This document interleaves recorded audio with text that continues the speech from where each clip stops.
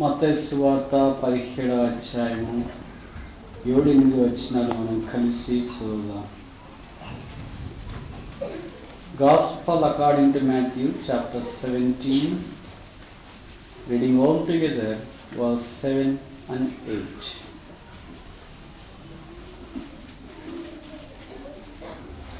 మత్తయి సువార్త 17వ అధ్యాయము అందరం కలిసి 7-8 వచనాలు చదువుదాం. యేసు వారి వద్దకు వచ్చి వారిని ముట్టి,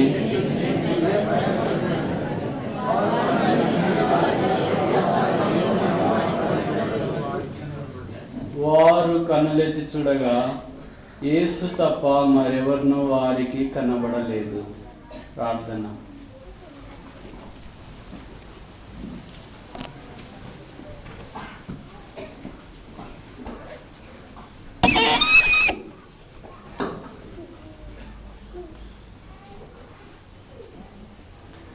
ప్రేమగల మా పరలోకపు తండ్రి, యేసుక్రీస్తు ప్రభువారి సకల ఆశీర్వచన స్తోత్రములకు మించిన నామమున నీ సింహాసనం ఎదుట సాగిలపడి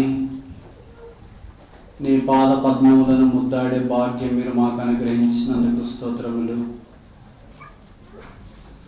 పాపలమై ఉన్నప్పుడు నీ అనాదికాల సంకల్పమును బట్టి మా కొరకై దేవుని గొర్రెపిల్లగా సిలువ మీదకి వెళ్ళి నా పాపమును భరించినందుకు స్తోత్రములు. నా బలియాగమైనందుకు స్తోత్రములు. నా బలమైన ఎవలైనందుకు స్తోత్రములు.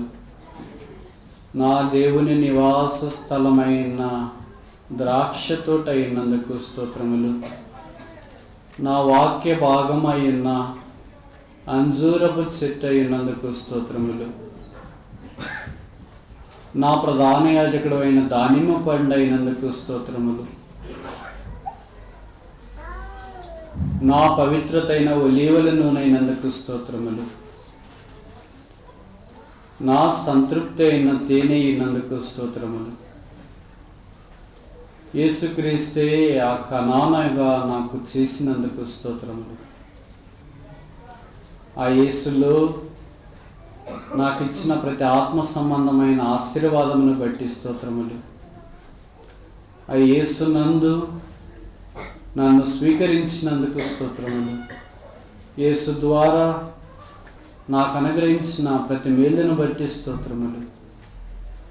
ఆయనలో ప్రవేశించి ఆయన తిని త్రాగే భాగ్యములోనికి తెచ్చినందుకు స్తోత్రములు. పావనుడా, నా రక్షణ కొరకై స్తోత్రములు. నేను కూడా మీ రక్తము చేతి విమోచించబడిన ప్రజల మధ్యలో చేరి సాగిలపడి నా స్తుతుల సింహాసనం మీద మిమ్మల్ని ఆసీనునిగా చేయటానికి అనుగ్రహించిన దయను బట్టి మీకు స్తోత్రాలు.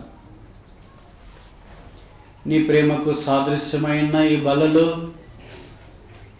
యోగ్యముగా పాలు పొందినట్లు నీ వాక్యపు వెలుగు అనుగ్రహించును. నీ వాక్యం బయలుదేరుడితోడనే వెలుగు కలిగి ఆజ్ఞాపించును.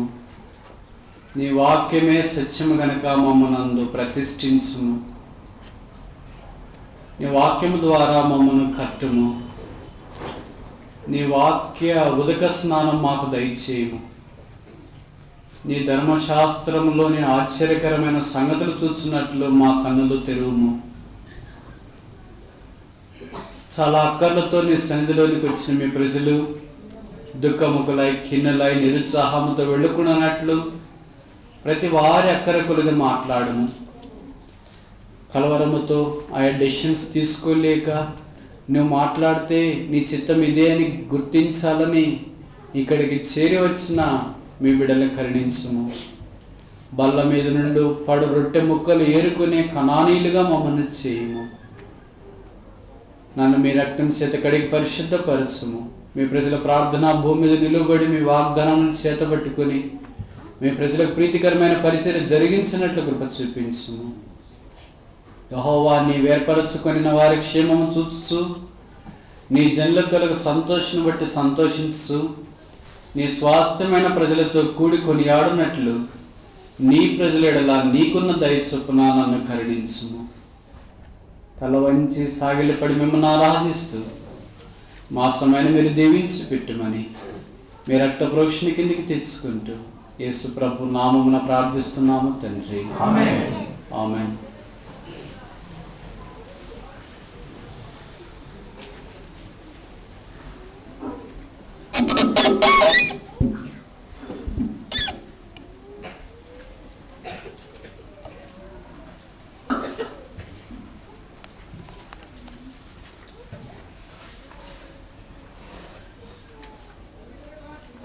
దేవుని వరము అని అర్థమించు పేరు కలిగిన మత్తయి యేసు ప్రభు వారిని ఎరిగిన తర్వాత ఆత్మ సంబంధమైన జీవితంలో 2 స్థూలమైన ఘట్టాలను 28 అధ్యాయాలు కలిగిన సుదీర్ఘ సువార్తలో గ్రంథస్థం చేసిన తీరు శ్లాఘనీయం. ఆ 2 ఘట్టాల్లో మొదటిది పర్వతములు, రెండవది లోయలు. క్రైస్తవ జీవితం పర్వత జీవితం. ఆ ఎత్తైన ఉన్నతమైన కొండ శిఖరాలలో మనం జీవిస్తూ ప్రభువుకు సమీపమైన సాగిపోవాలని దేవుడు కోరుచున్నాడు. ఆ కారణాన పర్వత జీవితాన్ని గురించి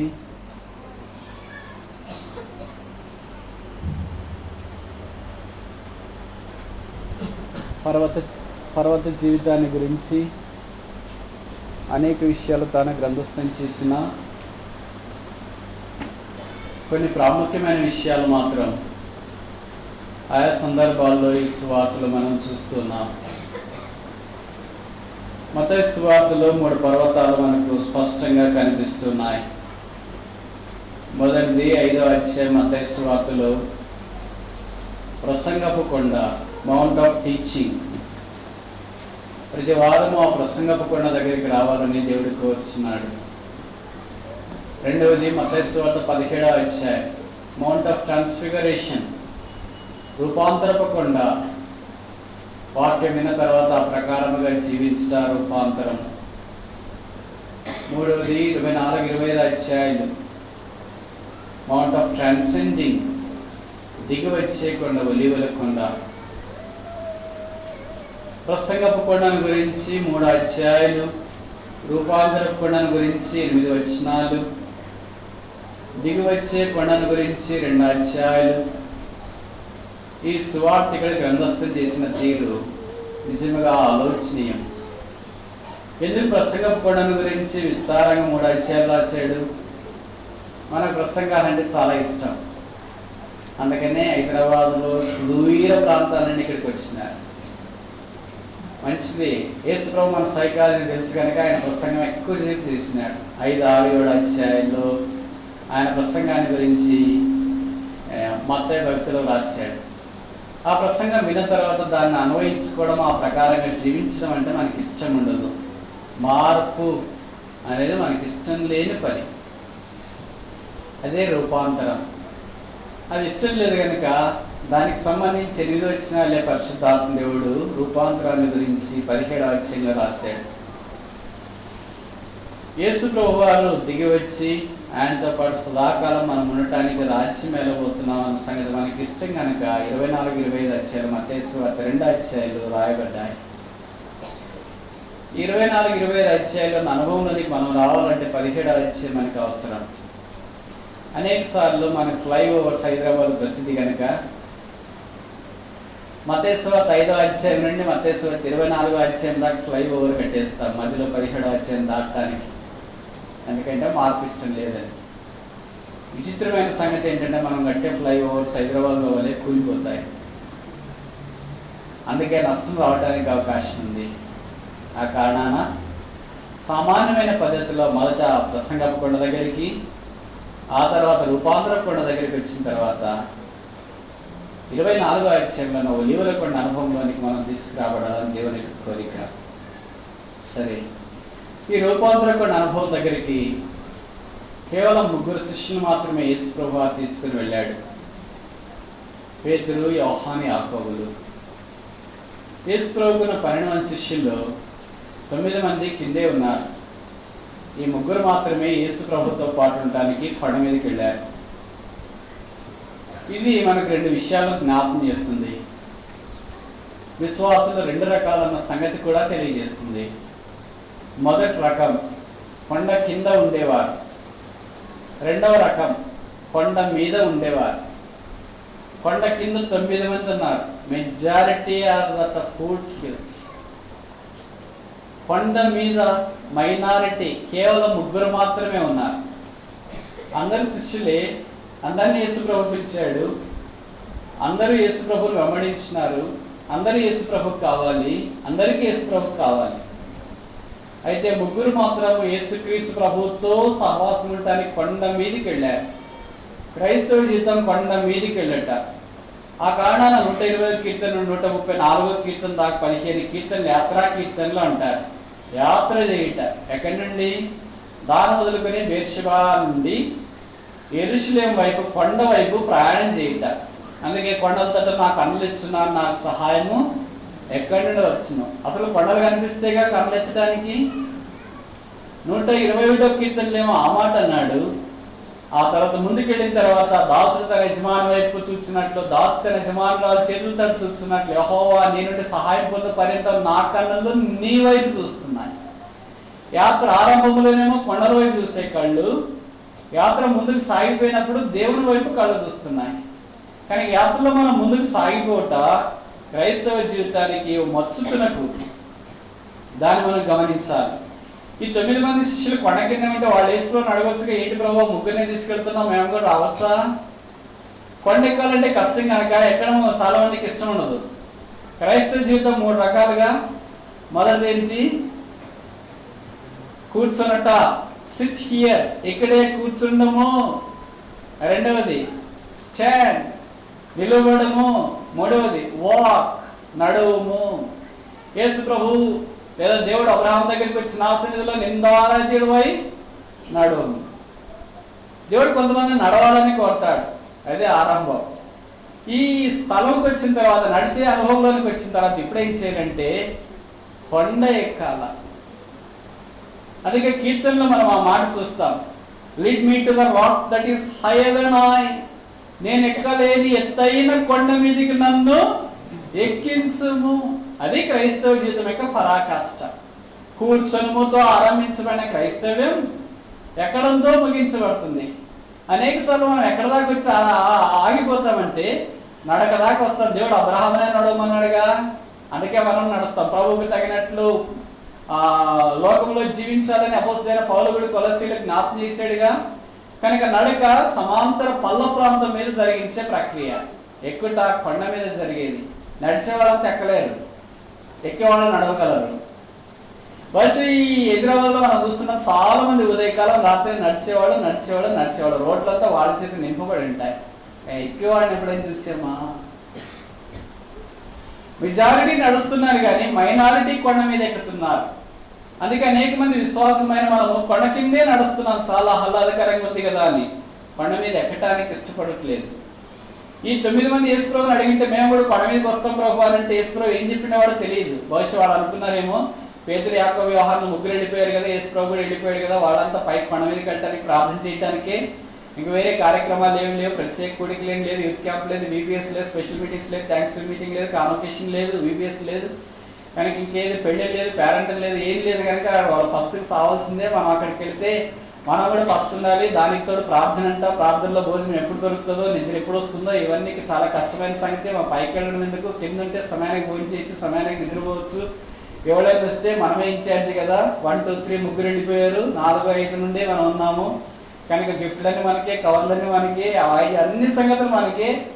యేసుక్రీస్తు ప్రభు శిష్యులతో పాటు 3 పాటు వెళ్ళిపోతుంటే మిగతా వాళ్ళకి చెప్తే మేము వెళ్ళిపోతున్నాం, కొండ మీదకి ప్రార్థన చేస్తామంటే కింద ఉన్న వాళ్ళు అనుకున్నారేమో తొందరగా రావద్దని ప్రభు అక్కడే ఉన్నాడు, వీలైనంత వరకు. యేసుకు దూరంగా ఉన్నట్ట, కొండ కింద ఉన్నట్ట, యేసుతో ఉన్నట్ట, కొండ మీద ఉన్నట్ట. మనం దూరంగా సౌఖ్యంలో ఉండట కంటే యేసుతో అసౌఖ్యంలో ఉన్నట్ట దైవ చిత్తము. అలాంటి దృక్పథంలోనికి దేవుడు ఈ 3 శిష్యుని తీసుకుని వచ్చినాడు. ఇప్పుడు బల దగ్గరికి మనం వెళ్ళకమున్న ప్రశ్న ఏంటంటే, మనం కొండ కింద ఉండే మెజారిటీనా, కొండ మీద ఉండే మైనారిటీనా? కొండ కింద చాలా కంఫర్టబుల్గా ఉంది. ఇట్స్ ఎ కంఫర్ట్ జోన్, సౌకర్యవంతమైన వలయం. అక్కడ నేను రమ్మని దేవుడు ఏం బలవంత పెట్టట్లేదు. కొండ మీదకి వెళ్ళడం it's voluntary, it's not a commandment, it's option. కొండ మీద వెళ్ళొచ్చు, కొండ కిందకైనా వెళ్ళొచ్చు. దేవుడు అబ్రహాం పిలిచినాడు, అబ్రహామా నీవు లేచి నేను చూపించి కొండ మీదకి వెళ్ళు. దేవుడు మోషేతో అన్నాడు, మోషే నేను నీతో మాట్లాడినట్టు నువ్వు వెళ్ళి కొండ మీద కనిపించు.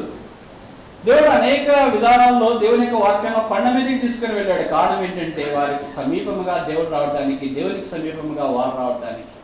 వాళ్ళ దగ్గరికి వచ్చిన మనకి ఇదే అంశం జ్ఞాపకం చేయబడుతుంది. మనం కొండ కింద సుఖ వలయంలో ఉన్నవారమా, కొండ మీద యేసు ప్రభు యొక్క వలయంలో ఉన్నవారమా? అందరి విశ్వాసులమే. అయితే ఉన్న తేడాను బట్టి దేవుని యొక్క మహిమలో మనకు పాలుందన్న సంగతి మనం మర్చిపోకూడదు. కొండ కింద ఉంటే నష్టమేముంది, కొండ మీద ఉంటే ఏం లాభం ఉంది? ఇది బహుశా అనేక సార్లు మన ప్రశ్న. ఎందుకంటే మన బిజినెస్ మైండ్ కదా, లాభ నష్టాలు బేరే చేస్తాం. యేసుక్రీస్తు ప్రభువుని నమ్మిన తర్వాత లాభం ఏంటి, నమ్మకపోతే నష్టం ఏంటి? ఇది మనం వేసే బ్యారజ్. బహుశా మనం యేసు ప్రభువుని నమ్మకపోతే పాతాళలోకి ముందంటే అదేవో చూసారో ఇప్పుడు మాకేం కనిపించేది అదే కావాలని అనుకుంటాం. యేసు ప్రభుతో కొండ మీద ఉన్న ఈ ముగ్గురు శిష్యులు పొందిన అమోఘమైన మహిమను దేవుని యొక్క వాక్యంలో మొదటి 8 వచనాల గ్రంథస్థం చేసిన తీరు మనం చూడవచ్చు. రూపాంతరం కొండ మీద యేసు ప్రభు తనతో పాటు ముగ్గురు శిష్యులు వెళ్ళారు. ఆ తర్వాత యేసు ప్రభు వారు రూపాంతరం పొందారు.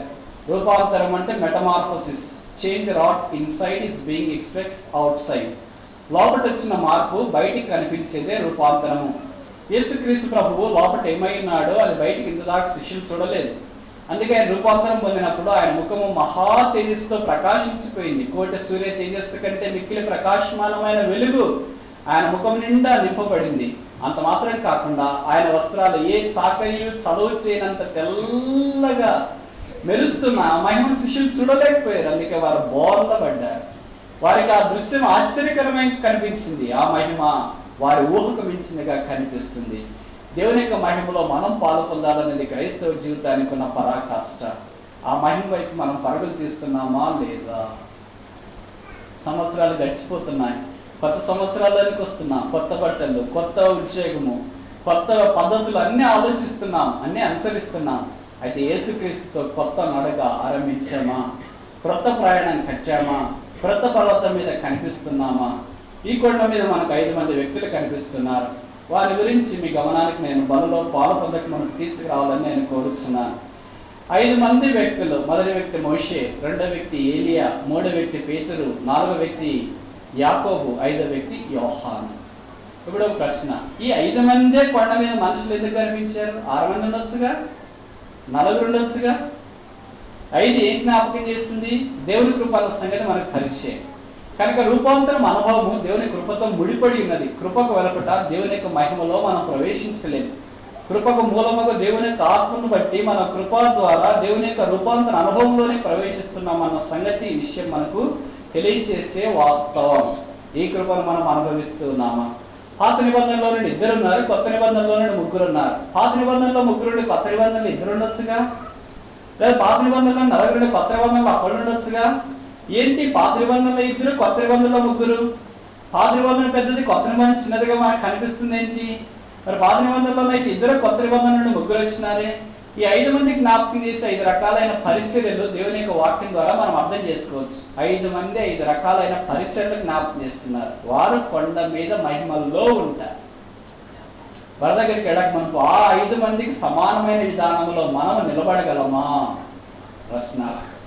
మొదటి వ్యక్తి మోషే.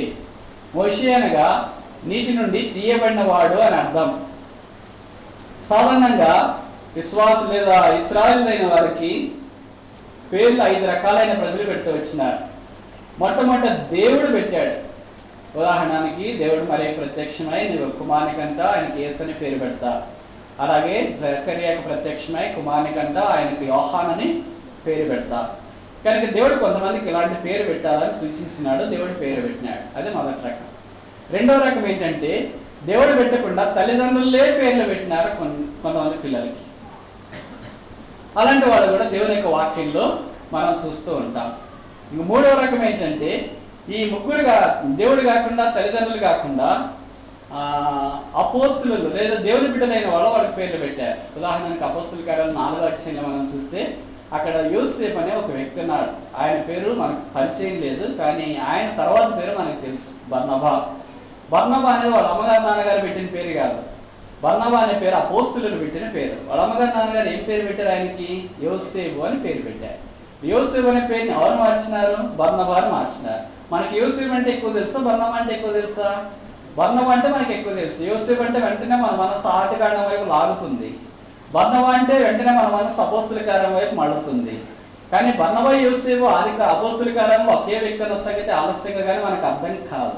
ఇప్పుడు సంగతి ఏంటంటే అపోస్తులు కూడా కొన్నిసార్లు ఇలా పేర్లు మార్చినారు.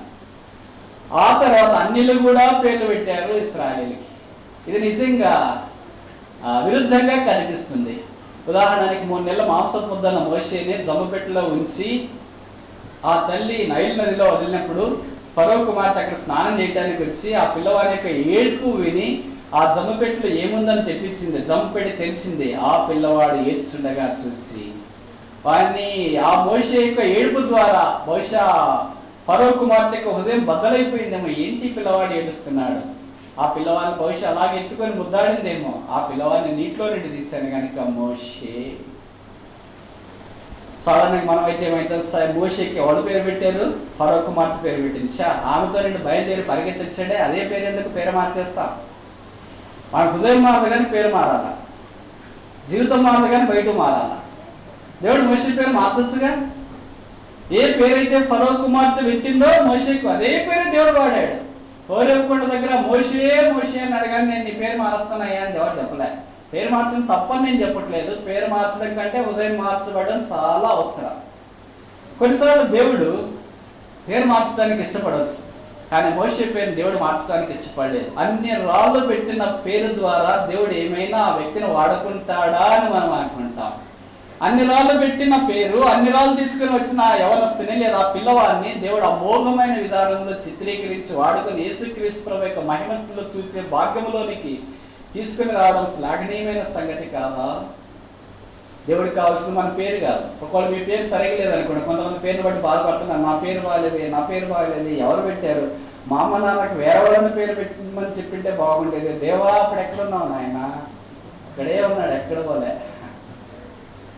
నీ పేరు బాగాలేకపోవచ్చు కానీ నీ హృదయం బాగుందా?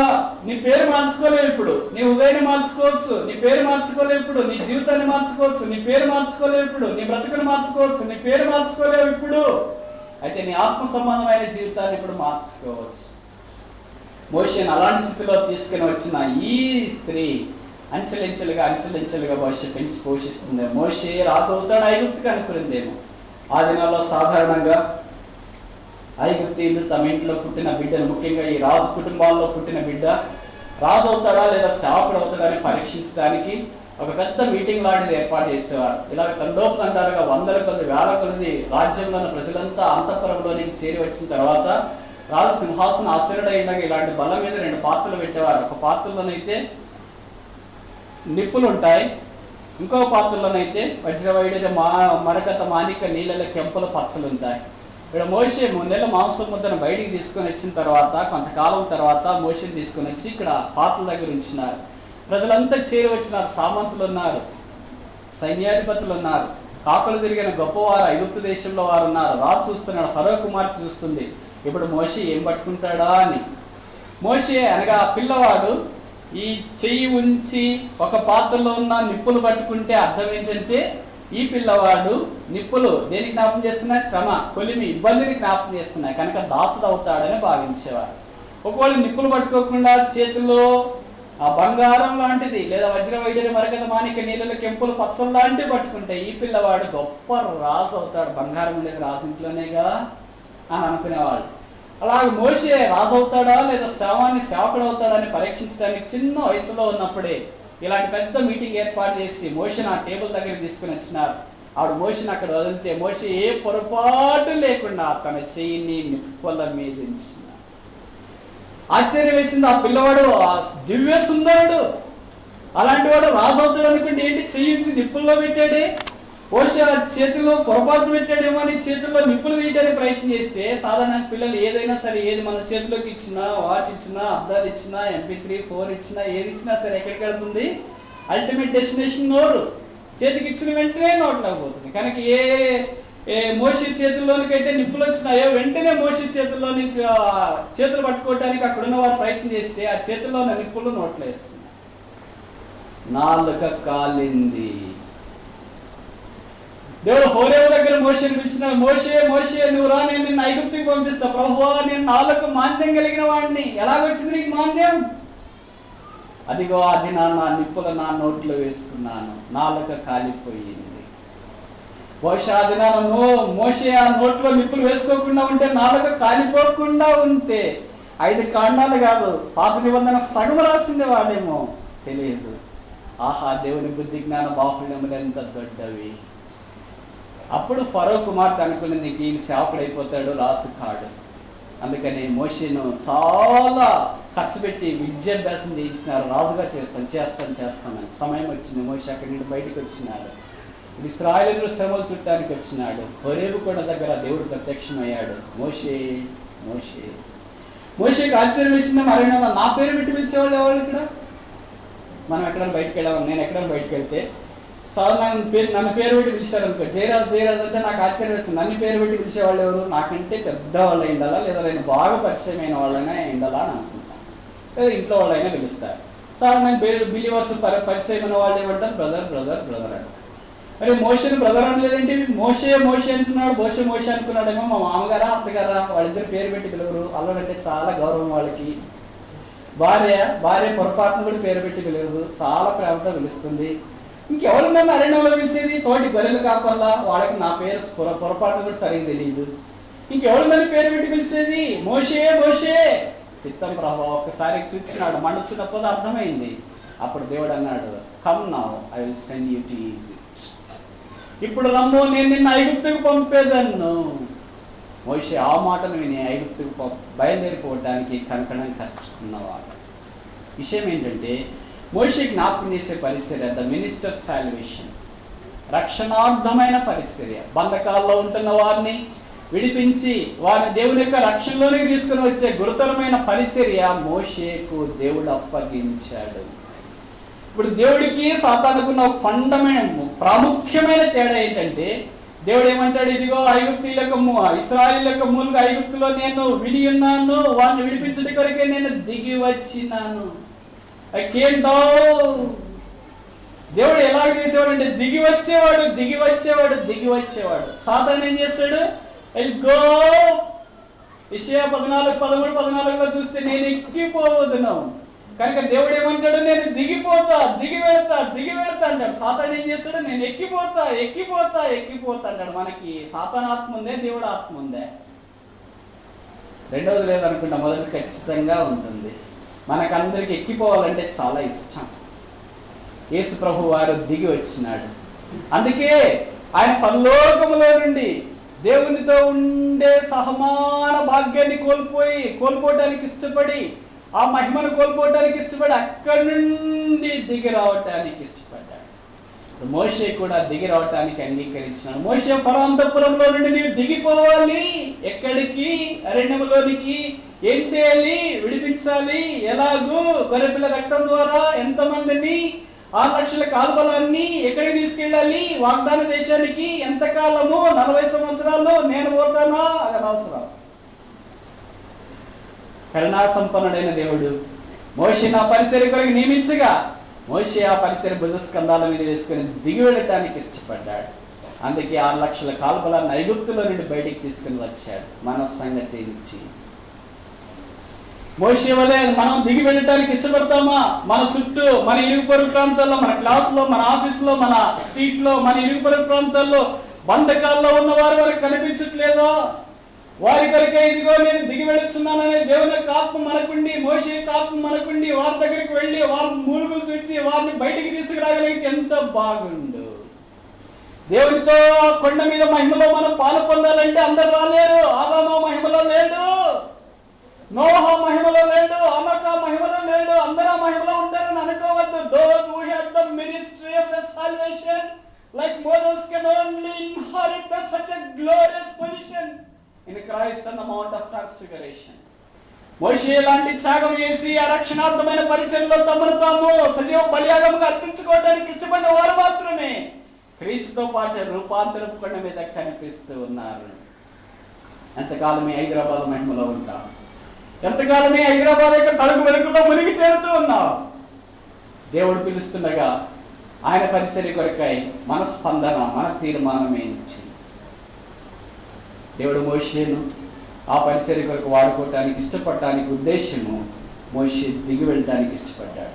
మనం దిగి వెళ్ళటానికి ఇష్టపడమే మన చదువు, మన అందము, మన సాఫ్ట్వేర్ ఉద్యోగము, హార్డ్వేర్ ఉద్యోగము, ఇంజనీరింగ్ ఉద్యోగము, ఇంకా రకరకాల ఉద్యోగాలని అడ్డం వస్తాయి. మన బ్యాక్గ్రౌండ్, మన పర్సనాలిటీ, మన మనీ, మనం ఇవన్నీ అడ్డం వస్తాయి. How can I go down? నేను ఎలాగ దిగి వెళ్ళాలి? యేసుక్రీస్తు ప్రభు కంటే వైభవం ఉన్నవాడు ఉన్నారా? యేసు ప్రభు కంటే పరిశుద్ధులు ఉన్నారా? యేసు ప్రభు కంటే దేంట్లో మనం పోల్చుకోలేమే. అలాంటి దేవుడు కాలం సంపూర్ణమైనప్పుడు పాపాత్ములైన మనల్ని వెతికి రక్షించుట కొరకై దిగి వచ్చిన దేవుని గొర్రె పిల్ల. అదొక ఊరు, ఆ ఊళ్ళో సంఘం ఉంది. ఇక్కడ పాస్టర్ గారు పరిచయం చేస్తున్నాడు. పాస్టర్ గారికి ఒక కుమారుడు ఉన్నాడు, టీనేజర్. వారిద్దరికి ఒక మంచి అలవాటు ఉండేది. ప్రతి దినం ఖాళీ సమయంలో అలాగ వీధుల్లోనికి వెళ్ళి కరపత్రికలు పంచడం వారి అలవాటు. ఓ దినాన కుమార్తె తన దగ్గరికి వచ్చినాడు. నాన్న, ఈ దినాన్ని కూడా మనం కరపత్రికలు తీసుకుని బయటికి వెళ్ళి వీధుల్లో కనిపించిన వారికి పనిచేస్తామన్నాడు. అప్పుడు తండ్రి చెప్పాడు, ఈ దినాన బయట కుండపోతగా వర్షం కురుస్తుంది, మనం బయటకు వెళితే మానవ పురుగు కనపడితే వాళ్ళకి పలుస్తాం, కానీ బహుశా ఈ రోజు వద్దులే, వర్షం ఆగిన తర్వాత ఇంకో రోజు ఈ వర్షం వచ్చిన రోజుది ఆ రోజుది రెండు కలిసి పనిచేస్తాం మన మాదిరి అనుకున్నారు అని చెప్పాడు తండ్రి. వాడు కుమారుడు అన్నాడు, లేదు ఈ దినం వర్షం పడుతున్నా సరే నేను బయటికి వెళ్ళి కరపత్రికలు పంచాల్సిందే. తండ్రి అన్నాడు, నువ్వు వెళతానంటే నీ ఇష్టం. కుమారుడు కరపత్రికలు తీసుకున్నాడు, పాలిథిన్ కవర్లో కరపత్రికలన్నీ చుట్టుకున్నాడు తడవకుండా. అలాగే వీధుల్లోనికి దూసుకొని వెళ్ళాడు. వర్షం కురుస్తుంది, ఓ మానవ పురుగు కూడా బయట లేదు, మానవ వాసన కూడా బయట కనిపించట్లేదు. మా నాన్నగారు చెప్పింది నిజమేమో, ఎందుకు వచ్చాను అని అనుకున్నాడు. వర్షంలో తడవకుండా ఇలాంటి కిల్లుంటే ముందు ఒక షేడ్ ఉంటే ఆ షేడ్లో నిలబడుకొని ఉన్నాడు. ఎవడని కనిపిస్తే సువార్త కరపత్రికలు ఇస్తామని. ఆ ఇంట్లో వృద్ధురాలు ఉంది. ఆమె ఎందుకో తలుపులు తీసుకొని బయటకు వస్తాం అనుకుంది. ఒక్కసారిగా తలుపులు తీసుకొని బయటకు వచ్చింది. బయట నిలబడిన యవనస్తుని చూసింది. యవనస్తుని ఇలా ప్రశ్నించింది, ఎవరు నీవు? యవనస్తు ఆ ప్రశ్నకి జవాబు ఇవ్వకుండా ఆ వృద్ధురాల యొక్క చేతిలోనికి కరపత్రిక జారు విడిచి అక్కడి నుండి బయలుదేరాడు. ఆ వృద్ధురాలు ప్రశ్నిస్తుండగానే యవనస్తుడు అక్కడి నుండి పారిపోయాడు కనుక ఆ వృద్ధురాలతో జవాబు ఇవ్వలేదు. వృద్ధురాలు లోపలికి వచ్చింది, తలుపేసుకున్నది. ఆ తర్వాత కరపత్రిక చదివింది. మనుషులను ప్రేమించే దేవుడు, పాపుల కొరకే బలైన దేవుడు, పాపిని ప్రేమించడానికి దిగి వచ్చిన దేవుడు, పాపిని తెలిసి ప్రేమించే దేవుడు. యేసుక్రీస్తు ప్రభు యొక్క రక్తం ప్రతి పాపాన్ని కడుగుతుందన్న సంగతి చదివింది. తను ఒకదే గుండెలు బద్దలైపోయారు. యేసును సొంత రక్షకుడిగా అంగీకరించింది. జీవితం మార్చబడింది. ఆ దాని కింద కరపత్రిక కింద ఇలాగ రాయబడింది, మీరు యేసు ప్రభుని గురించి ఇంకా ఎక్కువగా తెలుసుకోవాలని ఆశపడితే దయచేసి కింద అడ్రస్కి రండి. ప్రతి ఆదివారం అక్కడ కార్యక్రమం ఉంటుంది. ఏంటి అడ్రస్సు? పెనియలి ప్రార్థనా మందిరం, near Madhapur police station, Madhapur. ఆ వృద్ధురాలు ఆదివారం బయలుదేరింది. చేతికారు ఒకటి తీసుకునింది, మందిరానికి వచ్చింది. ఇలా ఉదయకాలం ఆరాధన కార్యక్రమం నుండి చివరి కానుకలేసి కార్యక్రమం జరిగిపోయింది. కానుకలేసి అయిపోయిన తర్వాత అక్కడ ఉన్న పాస్టర్ గారికి ఒక అలవాటు ఉంది. ఆయన ఏం చెప్పాడంటే, ఈ ఆదివారము ఎవరైనా కొత్తగా ఇక్కడికి వచ్చింటే వాళ్ళు దయచేసి స్టేజ్ దగ్గరికి వచ్చి మిమ్మల్ని మీరు పరిచయం చేసుకునండి. మీ పేరేంటి, మీరు ఏం చేస్తున్నారు, ఇక్కడికి ఎలాగొచ్చారు, మీ కొరకు మేము ప్రార్థన చేయాలంటే ఏమైనా ప్రార్థన అంశాలు ఉన్నాయా, ఎలాగో వారి గురించి పరిచయం చేసుకోండి పాస్టర్ గారు చెప్పారు. ప్రజలంతా అనుకున్నారు, ఎవరు వస్తారు మా మందిరానికి, ఉన్న వాళ్ళు కూడా వెళ్తుంటే ఈయనకి చాలా వస్తుంది. కాకపోతే ప్రతి ఆదివారము మళ్ళీ ఏదో ఒక 10-15 నిమిషాలు టైం వేస్ట్ చేస్తున్నాడు. ఎవరు వస్తారు, ఉన్నాళ్ళు వెళ్ళిపోతున్నారు కదా అని అనుకుంటూ ఉంటే వెనక నుండి కుర్చీలో కూర్చున్న వృద్ధురాలు ఊతకర చేత పట్టుకొని అలా అడుగులేస్తూ వస్తుంది. ఉన్న కూర్చున్న వాళ్ళంతా సాధారణంగా వెనక్కి తిరిగి చూస్తాగా అలాగే వెనక్కి తిరిగి చూసినారు. ఎవరిమే? పండు వృద్ధురాలే. ఎక్కడి నుండి వచ్చింది, అలాగే వచ్చింది అని అనుకుంటున్నారు. ఆ ప్రశ్నలన్నిటికీ ఆమె జవాబు చెప్పిపోతుందని వారికి ఆలస్యంగా తెలిసింది. ఒకసారిగా స్టేజ్ దగ్గరికి వచ్చింది, నిలబడింది, చెప్పడం ఆరంభించింది. నా పేరు పలానా. ఆ పేరు చెప్పమంటారా? ఇక్కడ వెళ్ళారు కదా. నా పేరు లూసీ. అలా ఉన్నారా? ఓకే, నా పేరు లూసీ. నేను చాలా అందంగా ఉండేదాన్ని. దేవుడు నాకు ఒక మంచి భర్తను ఇచ్చినాడు. కొంతకాలం మా దాంపత్య జీవితం సాఫీగా జరిగింది. మా పిల్లలు కాలేదు. భర్త ప్రమాదంలో చనిపోయాడు. విస్తారమైన ఆస్తి ఉంది, అందం ఉంది, భర్త లేడు. జీవితం నిర్మానుష్యమైంది, శూన్యమైంది. ఇక రోజులు అలాగే వెళ్ళిపోతున్నాయి. నేను ఎందుకు బ్రతకాలని అనుకుంటున్నాను. వృద్ధాపం నన్ను ఆవరించింది. నా బ్రతుకు సార్థకం నాకు తెలియలేదు. ఎవరి కొరకు బ్రతుకుతున్నాను నాకు అర్థం కాలేదు. అదొక దినము నా బ్రతుకును అర్థం చేసుకోవాలనుకున్నాను, ఆత్మహత్య చేసుకోవాలనుకున్నాను. నేనున్న ఇంట్లో ఆ టేబుల్ మీద ఆత్మహత్యకు అవసరమైన సామగ్రిని సిద్ధపరచుకున్నాను. ఆ దినం చేసుకుని చనిపోదామని సిద్ధంగా ఉన్నాను. బయట వర్షం జోరుగా కురుస్తుంది. వర్షం కురుస్తుంది కదా, నా ఇంటి ముందు డ్రైనేజ్ కాలువలు ఉన్నాయి కదా, వర్షం పొల్లి ప్రవహించిన నీళ్లు అప్పటికి ఏమైనా వస్తాయేమో, ఒకసారి వెళ్ళి చూసేస్తామనుకున్నాను. బయటకు రాకమని వెళ్ళాను, తలుపు తీశాను, అలాగే బయటికి తగ్గి చూశాను. ఎవరిని వస్తుందో తడిసిపోయినాడు. ఎవరిని ప్రశ్నించాను, జవాబు రాలేదు. ఆ యవనస్తుడు ఏం మాట్లాడకుండా నా చేతిలోకి ఒక కరపత్రిక జారి వచ్చాడు. ఆ యవనస్తుని పలకరిస్తున్న జవాబు చెప్పకుండా పరుగులు తీశాడు. ఏంటి కరపత్రిక ఇప్పుడు నాకు అని అనుకున్నాను. తలుపు మూసుకున్నాను, లోపలికి వెళ్ళాను. నేను ఆత్మహత్య చేసుకోవడానికి సిద్ధంగా ఉన్న సామగ్రి దగ్గర కూర్చున్నాను. చేసుకోవటానికి పూర్వం ఈ పత్రిక చదివితే బాగుండు కదా అని అనిపించింది. చదవడం ఆరంభించాను. నన్ను ప్రేమించే దేవుడు ఉన్నాడన్న సంగతి చదివాను. నా కొరకు ప్రాణం పెట్టాడంట దేవుడు, నా కొరకు రక్తం కార్చాడంట, నా కొరకు సమాధి చేయబడ్డాడు, నా కొరకు తిరిగి లేచాడంట, నన్ను ప్రేమిస్తున్నాడంట, నేను ఆయనకి కావాలంట. వృద్ధురాలను ఎవరైనా ప్రేమిస్తారా? విధురాలను ఎవరైనా ప్రేమిస్తారా? నిరీక్షణ లేని నన్ను ఎవరైనా ప్రేమిస్తారా? జీవితాన్ని అంతం చేసుకోవాలని నన్ను ఎవరైనా ప్రేమిస్తారా అనే ప్రశ్నలు పరంపరుతున్న నా జీవితానికి ఆ కరపత్రికలో ఉన్న దేవుడు ప్రత్యక్షమయ్యాడు. నా గుండెలు బద్దలయ్యాయి, కన్నీటి ప్రవాహం వచ్చింది. నా పాపాలు ఒప్పుకున్నాను. నా జీవితంలో గొప్ప సమాధానం, సంతోషం వచ్చింది. జీవితం మార్చబడింది. ఒక్కసారిగా నా మనసు పెళ్ళుకింది. నా టేబుల్ పైన ఆత్మహత్య చేసుకోవడానికి సిద్ధంగా ఉన్న సామాగ్రిని అంతటా ఒక్కసారిగా మూటగట్టాను. దాన్ని నా కన్నీటి ప్రవాహంతో తీసుకుని వచ్చి బయట వెళ్తున్న డ్రైనేజీలో వేశాను. లోపలికి వెళ్ళి మోకరించినాను. దేవుని వాక్యం బైబిల్ చదవడం ఆరంభించినాను. చెప్పిన సఖ్యము మహిమాయుక్తమైన సంతోషం నా హృదయాన్ని ఆవరించింది. ఆదివారం కావచ్చింది. ఎక్కడికైనా చర్చికి వెళ్ళాలని నేను అనుకున్నాను.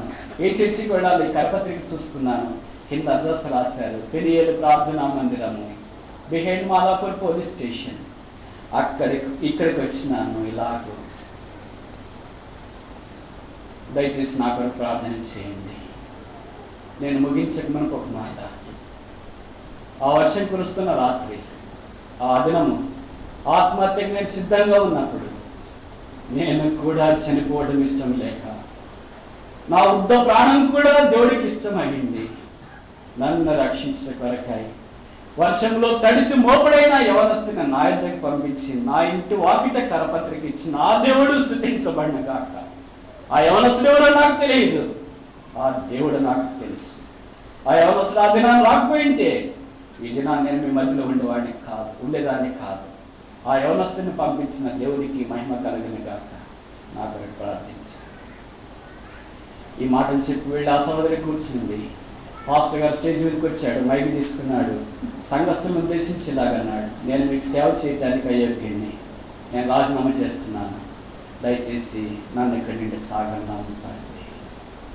మీటింగ్ అయిపోయింది. ప్రజలంతా తండోపతండ పాస్టర్ గారి దగ్గరికి వచ్చారు. ఎందుకు రాజీనామా చేస్తున్నారు చెప్పు. అనేకులు పాతాళం వైపు పరుగులు తీస్తున్నారు.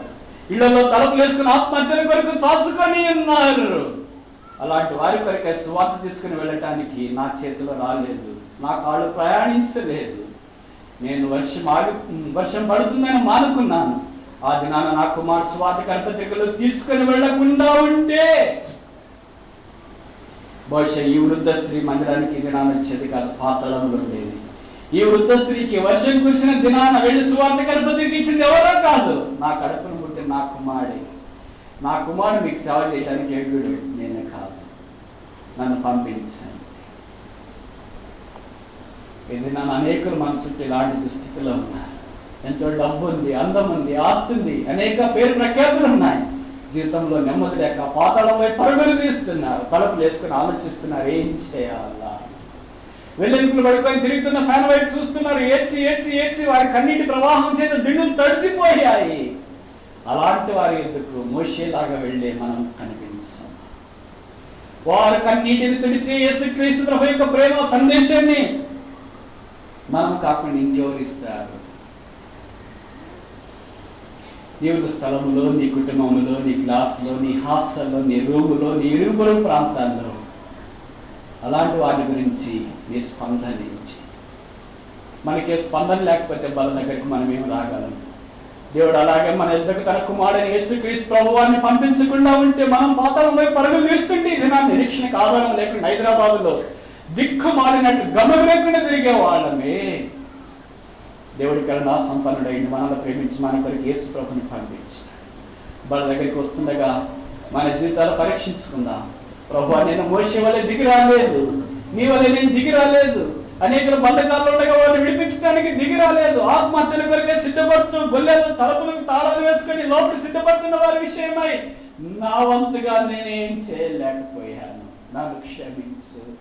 నేను నీ మహిమలో రూపాంతరం కొండ మీద మోషే వలె ఉండాలని కోరుతున్నాను. వాంఛని రాలేనయ్యా, రాలేను. నీ రక్తమే నాకు శరణ్యం. ఒక్కసారి నీ రక్తంతో నన్ను కడిగి పరిశుద్ధపరచువా. గత సంవత్సరం మంది ఇలాంటి పరిచయం చేయకపోతే కనీసం ఈ సంవత్సరమైన దేవుడు మనం నుంచిన ఉద్దేశం అది కాదు. అదే వాస్తవం అయితే మన జీవితాన్ని యేసు రక్తంలో కడుక్కొని బలలో పాల్పొందడానికి ప్రయత్నిస్తా. మోషే రూపాంతరం కొండ మీద ఉన్నాడు ఈ ఘనమైన పరిచర్యను బట్టి. కొత్త నిబంధనలో లేదా బైబిల్లో మనకు మొట్టమొదటి కనిపించే పరిచర్య ద మినిస్ట్రీ ఆఫ్ సాల్వేషన్, రక్షణ పరిచర్య మోషే జ్ఞాపకం చేస్తున్నాడు. రెండో వ్యక్తి ఎవరు? ఏలియా కనిపిస్తున్నాడు. ఏలియా అనగా యాస్ అబౌవ్, పైనున్నవాడు అని అర్థం, పైనుండి దిగి వచ్చినవాడు అని అర్థం, పై కార్యాలు పరిచయం ఉన్నవాడు అని అర్థం. ఇప్పుడు ఈ ఏలియా దేవుని యొక్క సన్నిధిలో కనిపించి దేవుని యొక్క మహిమను చూసే అనుభవంలోనికి తీసుకురాబడిన వాడు ఉన్నట్లు వాక్యంగా మనం చూస్తున్నాం. ఆ దినాల్లో ఇశ్రాయేలీలైన వారు రెండు తలంపుల మధ్యలో ఉన్నారు. కారణం ఏంటంటే ఇశ్రాయేలీలైన ప్రజల వారు ఎలాంటి మేలు పొందకపోగా ఇశ్రాయేలు శత్రువులైన వారు అనేకమైన మేలులు పొందినారు. ఇశ్రాయేలీలకి అన్నం లేకపోతే వారికి సమృద్ధి అయిన ఆహారం ఉంది. ఇశ్రాయేలుకి వస్త్రాలు లేకపోతే వారికి వస్త్రాలు ఉన్నాయి. ఇశ్రాయేలు పేదరికంలో ఉంటే వారు ధనవంతులుగా ఉన్నారు. ఇలాంటి పరిస్థితులు ఇశ్రాయేలీలు అనుకున్నారు, మన దేవుడి కంటే బయలుదేవత ఏం తక్కువ, మన దేవుడు మనల్ని విడిపించిన బాగానే ఉంది, ఇందాక తెచ్చిన బాగానే ఉంది, ఇందాక విజయం ఇచ్చిన బాగానే ఉంది, ఇప్పుడు మనల్ని ఏం చూసుకోవట్లేదే, వేరే వారు బాగున్నారే, వారికి రక్షణ లేదే, బైబిల్ అంటే తెలియదే, ప్రార్థన అంటే తెలియదు, ఆరాధన అంటే తెలియదు, మందిరానికి రారే, ఆదివారం కూడా వాళ్ళు పని చేస్తారు, ఇంకా సుఖంగా జీవిస్తున్నారు, పాపంలో కొట్టి పెట్టాడుతున్నారు, డబ్బులన్నీ ఖర్చు చేస్తున్నారు, వాళ్ళు బాగున్నారే, వారి బయలు మేలు కదా అని ఆ దినాన్ని ఇశ్రాయేలీలు బయలుదేవత వెంబడేటారు. అప్పుడు ఏలియా ఆ సీన్లోనికి వచ్చినాడు. ఇశ్రాయేలీలారా, how long you halt between two opinions, ఎంతకాలం మీరు రెండు తలంపుల మధ్యలో ఉంటే యెహోవా దేవుడైతే ఆయన వైపు రండి. ఆ కేక విన్నాడు. కొంతమంది ఆయన వైపు రావడానికి తీర్మానం చేసుకున్నారు. ఈ ఏలియా మనకి జ్ఞాపకం చేసే పరిచయం ఏంటంటే లోకంలో కలిసిపోయిన విశ్వాసులైన వారిని బయటికి తీసుకుని వచ్చే ప్రత్యేకమైన పరిచయం ద మినిస్ట్రీ ఆఫ్ సెపరేషన్. ప్రత్యేకంగా జీవించే పరిచయం. మనం జీవిస్తున్నాం, రక్షించబడినాం, మందిరానికి వస్తున్నాం, అలాగే ఆఫీస్కి వెళ్తున్నాం, సోమవారం నుండి శనివారం దాకా లోకస్తులతో మిళితమైపోయే వారికి మనకి తేడా తెలియకుండా ఉంది. అనేక సార్లు అనుకుంటున్నా ఏముంది లేదు విశ్వాసుల కంటే అన్ని చాలా మంచిడు. దట్స్ ట్రూ, అది అనేక సందర్భాల్లో వాస్తవం. కానీ వారి మీద యేసుప్రభు రక్తం లేదు కదా, వారికి యేసుప్రభు నామం అంటే తెలియదు కదా, వారి నొసళ్ళ మీద దేవుని యొక్క నామము రాసులకు రాసు ప్రభులకు ప్రభు అనే నామం లేదు కదా, వారి హృదయంతరంగంలో యేసుప్రభు యొక్క రక్త ప్రోక్షణ లేదు కదా, వారి ఎంత ఘనమైన వారైనా యేసుక్రీస్తు ప్రభు లేడు కనుక ఘనహీనులే. అనేక సందర్భాల్లో వారితో మనం కలిసిపోయిన కారణం చేత లోక మాలిన్యము మనల్ని ఆవరించి అంటుకొని ఉన్నది. అందుకే పరిశుద్ధత లేకుండా జీవిస్తున్నాం. ఏదో రక్షించబడ్డాము, ఏదో మందిరానికి వస్తున్నాం, ఏదో రోజులు గడిచిపోతున్నాయి. అయితే దేవుని కొరకు ప్రత్యేకమైన జీవితం ఏలియా వలె జీవించాలని ఏలియా సవాల్ విసిరాడు. విశ్వాసం రెండు రకాలు. మొదటి రకం ఏంటంటే నెగిటివ్ టెస్టిమనీ బిలీవర్స్. సాక్ష్యం చాలా బాగుంటుంది, అమోఘమైన సాక్ష్యం. ఎలా ఉంటుంది, ఎంత ఘనంగా ఉంటుందంటే ఇక్కడ ఆ దినాల్లో ఇశ్రాయేలు కూడా అలాంటి వాళ్ళు ఉన్నారు. దాసుల మొదటి గ్రంథము 19వ అధ్యాయం 18వ వచనం. 1 Kings chapter 19 verse 20. మనించండి. 19 verse 18. 18. అయినను ఇశ్రాయేలు వారిలో బయలునకు మోకాళ్ళు నకియు నోటితో వారిని ముష్టి పెట్టుకొనకయు 7,000 మంది ఇంకా నాకు మిగిలింది. ఇదో గుంపు. 2,000 మంది, 7,000 మంది. వీళ్ళది ఏం test money? Negative test money. వాళ్ళ టెస్ట్ మనీ ఎంత బాగుంది. వాళ్ళు బయలుని ముద్దు పెట్టుకోరు, బయలుకి నమస్కారం చేయరు, తప్పు చేయరు, పాపం చేయరు. మంచిదేగా, దీంట్లో తప్పేముంది? మనం కూడా సాక్షి చెప్పమంటే నేను సినిమాలు చూడట్లేదు, మంచిది. సీరియల్ చూడట్లేదు, మంచిది. బూతు మాటలు మాట్లాడట్లేదు, మంచిది. లంచం తీసుకోవట్లేదు, మంచిది. పరీక్షల్లో కాపీలు కొట్టట్లేదు, మంచిది. తప్పేం కాదుగా, ఇవన్నీ అవసరమేగా. This all good test money. This is negative test money. ఇవన్నీ చేయట్లేదు. మరి ఏం చేస్తున్నాం? ఏం చేయట్లేదండి. ఇది చేయకపోతే ఏదో ఒకటి చేయాలిగా. ఏదో ఒకటి చేయకుండా అది మానేసి అలా ఉండటానికి వీలు లేదు. కనుక ఈ దినాల్లో డు నాట్స్ ఎక్కడికి వెళ్ళినా మనకి 2 ఉంటాయి. డోంట్స్ లేదా డూస్ అండ్ డోంట్స్. చేయవలసినవి, చేయకూడనివి. మనం చేయకూడదు ఎక్కువ చెప్తా ఉన్నాం. ఇది చేయట్లేదు. నేను ఎంత మంచి విశ్వాసిని, నాలాంటి విశ్వాసం మాదాపూర్లోనే లేడు, ఈవెన్ సిటీస్లోనే లేడు. మరి నీలాంటి నెగిటివ్ టెస్ట్ మనీ విశ్వాసిని. ఇలాంటి వాళ్ళు 7,000 మంది ఉంటారు. Perfect number. 7 ఇంటూ 1000. 7 అనేది సంపూర్ణము, 1000 అనేది ఇంకా సంపూర్ణం. ఈ నంబర్కి ఏమైనా తేడా ఉందా అండి? ఇది నెగిటివ్ టెస్ట్ మనీ. ఇది నాలో మన సంఘాలలో విచిత్రంగా ఇలాంటి వాళ్ళు ఉన్నారు. ఇప్పుడు దేవుడికి కావాల్సింది నెగిటివ్ టెస్ట్ మనీ వాళ్ళు కాదు. చేయట్లేదు, మంచిది. మరి ఏం చేస్తున్నావు తెలియదండి. ఇక్కడ పాజిటివ్ టెస్ట్ మనీ కలిగిన వ్యక్తి ఉన్నాడు. మంచి సాక్ష్యం ఏంటది? 17వ అధ్యాయం రాజుల మొదటి గ్రంథం 1 Kings chapter 17 verse 1. అంతట గిలాదు కాపురస్తుల సంబంధిను తిష్పీడినైన ఏలియా ఆహాబు వద్దకు వచ్చి యెహోవా సన్నిధిని నేను నిలబడి ఉన్నాను. What a marvellous testimony. ఎంత అమోఘమైన సాక్ష్యం ఇది. ఈయన ఏం చేస్తున్నాడు? నేను దేవుని సన్నిధిలో నిలబడినాను. I stand in the presence of mighty God. మంచిదే. నువ్వు బయలుకి నమస్కారం చేయట్లేదు, ముద్దు పెట్టుకోవట్లేదు, విగ్రహాలు కల్పించింది తినట్లేదు, ఇవన్నీ మంచిదే. మరి ఎక్కడున్నావు? ఏం చేస్తున్నావు? అవన్నీ చేయనప్పుడు దేవుడి సన్నిధిలోకి వచ్చి నిలబడాలి కదా. I stand in the mighty presence of God. దేవుడి బలమైన సన్నిధి దగ్గర నేను నిలబడినాను. రేషియో ఎంత? Negative test money 7,000, positive test money 1:7,000. ఒక పాజిటివ్ టెస్ట్ మనీ కలిగిన ఏలియా లాంటి వ్యక్తి మన దగ్గర ఉండాలంటే 7,000 నెగిటివ్ టెస్ట్ మనీ కలిగిన ఇశ్రాయేలీయులు ఉన్నారు. ఇదే నిష్పత్తి వాస్తవం అయితే ఇప్పుడు మనం భవిష్యత్తు 500 మంది ఉన్నాం అనుకో. ఒక ఏలియా కావాలంటే ఇంకా ఎంతమంది మనకి నెగిటివ్ టెస్ట్ మనీ బిలీవర్స్ కావాలా? 6,500 మంది కావాలా? What a tragedy. అందరు ఇశ్రాయేలీలే. ఏలియా ఇశ్రాయేలీలే, మిగతా ఇశ్రాయేలీలు కూడా ఇశ్రాయేలీలే. బయలుకి ముద్దు పెట్టిన వారు, బయలుకి నమస్కరించిన వారు, విగ్రహాలు కనిపించిన తినని వారు అంతా ఇశ్రాయేలీలే. కానీ తేడా ఏంటంటే వారు అవి చేయకుండా ఉన్నారు, కానీ దేవుని సన్నిధిలోనికి రాలేదు. ఏలియా అయితే అవి చేయకుండా ఉన్నాడు, అదే సమయంలో దేవుని సన్నిధిలోనికి వచ్చినాడు. దేవుని సన్నిధిలోనికి వచ్చినాడు కనుక ఆహాబు దగ్గరికి వెళ్ళాడు. దేవుని సన్నిధిలోనికి వచ్చినాడు కనుక ఒక్కసారి ఆకాశం మూసేశాడు. ఆకాశమా ఆగిపో, వర్షమా మానుకో. బైబిల్లో రాయబడింది, ఏలియా మన వంటి స్వభావం గల మనుషుడు. ఆయన వర్షింపకున్నట్లు ప్రార్థన చేయగా ఆకాశం వర్షం ఇయ్యలేదు, భూమి తన ఫలం ఇయ్యలేదు. What a magnanimous life. మన విశ్వాసమే, మనము మనుషులమే కదా, మనకి ఏలియా దేవుడేగా. మనం ప్రార్థన చేస్తే అంతదాకా కురిసే వర్షం కూడా ఆగిపోద్ది. కారణం మనం దేవుని సన్నిధిలో నిలబడట్లేదు, మనం ప్రత్యేకమైన జీవితం జీవించట్లేదు.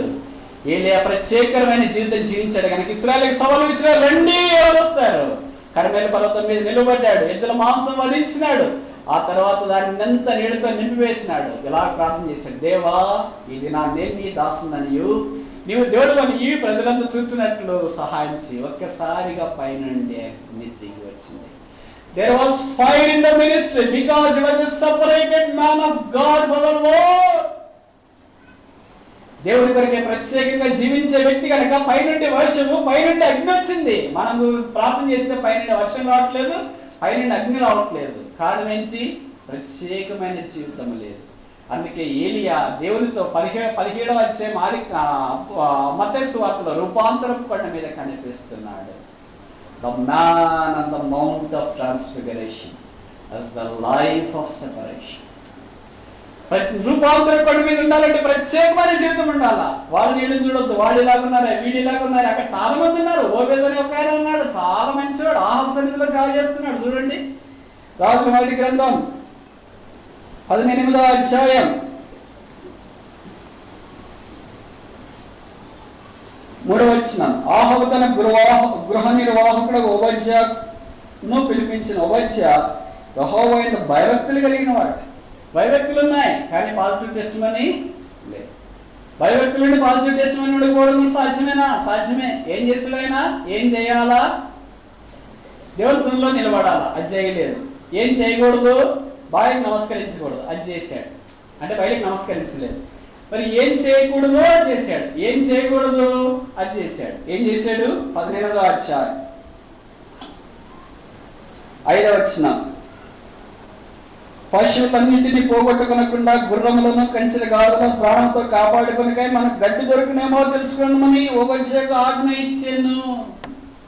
ఏం చేశాడు? గడ్డెతికే పనిలో నిమగ్నం అయినాడు. యెహోవా యందు భయభక్తులు కలిగిన వాడు చేయాల్సిన పని గడ్డెతికడమా. ఏం చేయాలా? పైనుండి వర్షం కురిపించాలి. గడ్డి మొలుస్తుంది వర్షం కురిస్తే. ఇక్కడేమో వ్యక్తి వర్షం కురిపించి గడ్డి మొలిపిస్తుంటే ఇక్కడేమో మనిషిని గడ్డిని ఎతికేవాడు అన్నాడు. What extreme range of believers in the house of the lord. దేవుని మందిరం రావడంలో ఎంత విభిన్నమైన ఆత్మీయ స్టాండర్డ్ కలిగిన వాడు ఉన్నారు. చూడండి, గడ్డి కావాల్సిందే కానీ గడ్డి ఎలా తీసుకురావాలా? వర్షం ద్వారా తీసుకురావాలా. మనం గడ్డిని ఏం చేస్తాం? ఎతకడానికి ట్రై చేస్తాం. ఇంటర్నెట్లో ఎతుకుతాము, మ్యాగజైన్స్లో ఎతుకుతాము, ఆయా స్థలాల్లో తప్పని నేను చెప్పట్లేదు, అవసరమే. కానీ ఏలియా వలె దేవుని సన్నిధిలో నిలబడే వ్యక్తులు దేవుడికి కావాలి. The minister of separation. ప్రభు యొక్క బల దగ్గరికి వచ్చిన మన సంగతి ఏంటి? మనం ఇలాంటి పరిచయంలో ముందుకు సాగిపోతున్నామా? ఇద్దరు పాత నిబంధనలో 2 బలమైన పరిచయాలకు జ్ఞాపకం చేశారు. ఇక పాత నిబంధన భక్తులు పాత నిబంధన పరిచయాలు రూపాంతర కొండ మీద కనిపించట్లేదు, వీరిద్దరు తప్ప. కానీ పాత నిబంధన అంత స్థూలంగా 2 వ్యక్తుల్లో ఇమిడియట్ రూపాంతర కొండ మీద. మొదటి వ్యక్తి మోషే, రెండవ వ్యక్తి ఏలియా.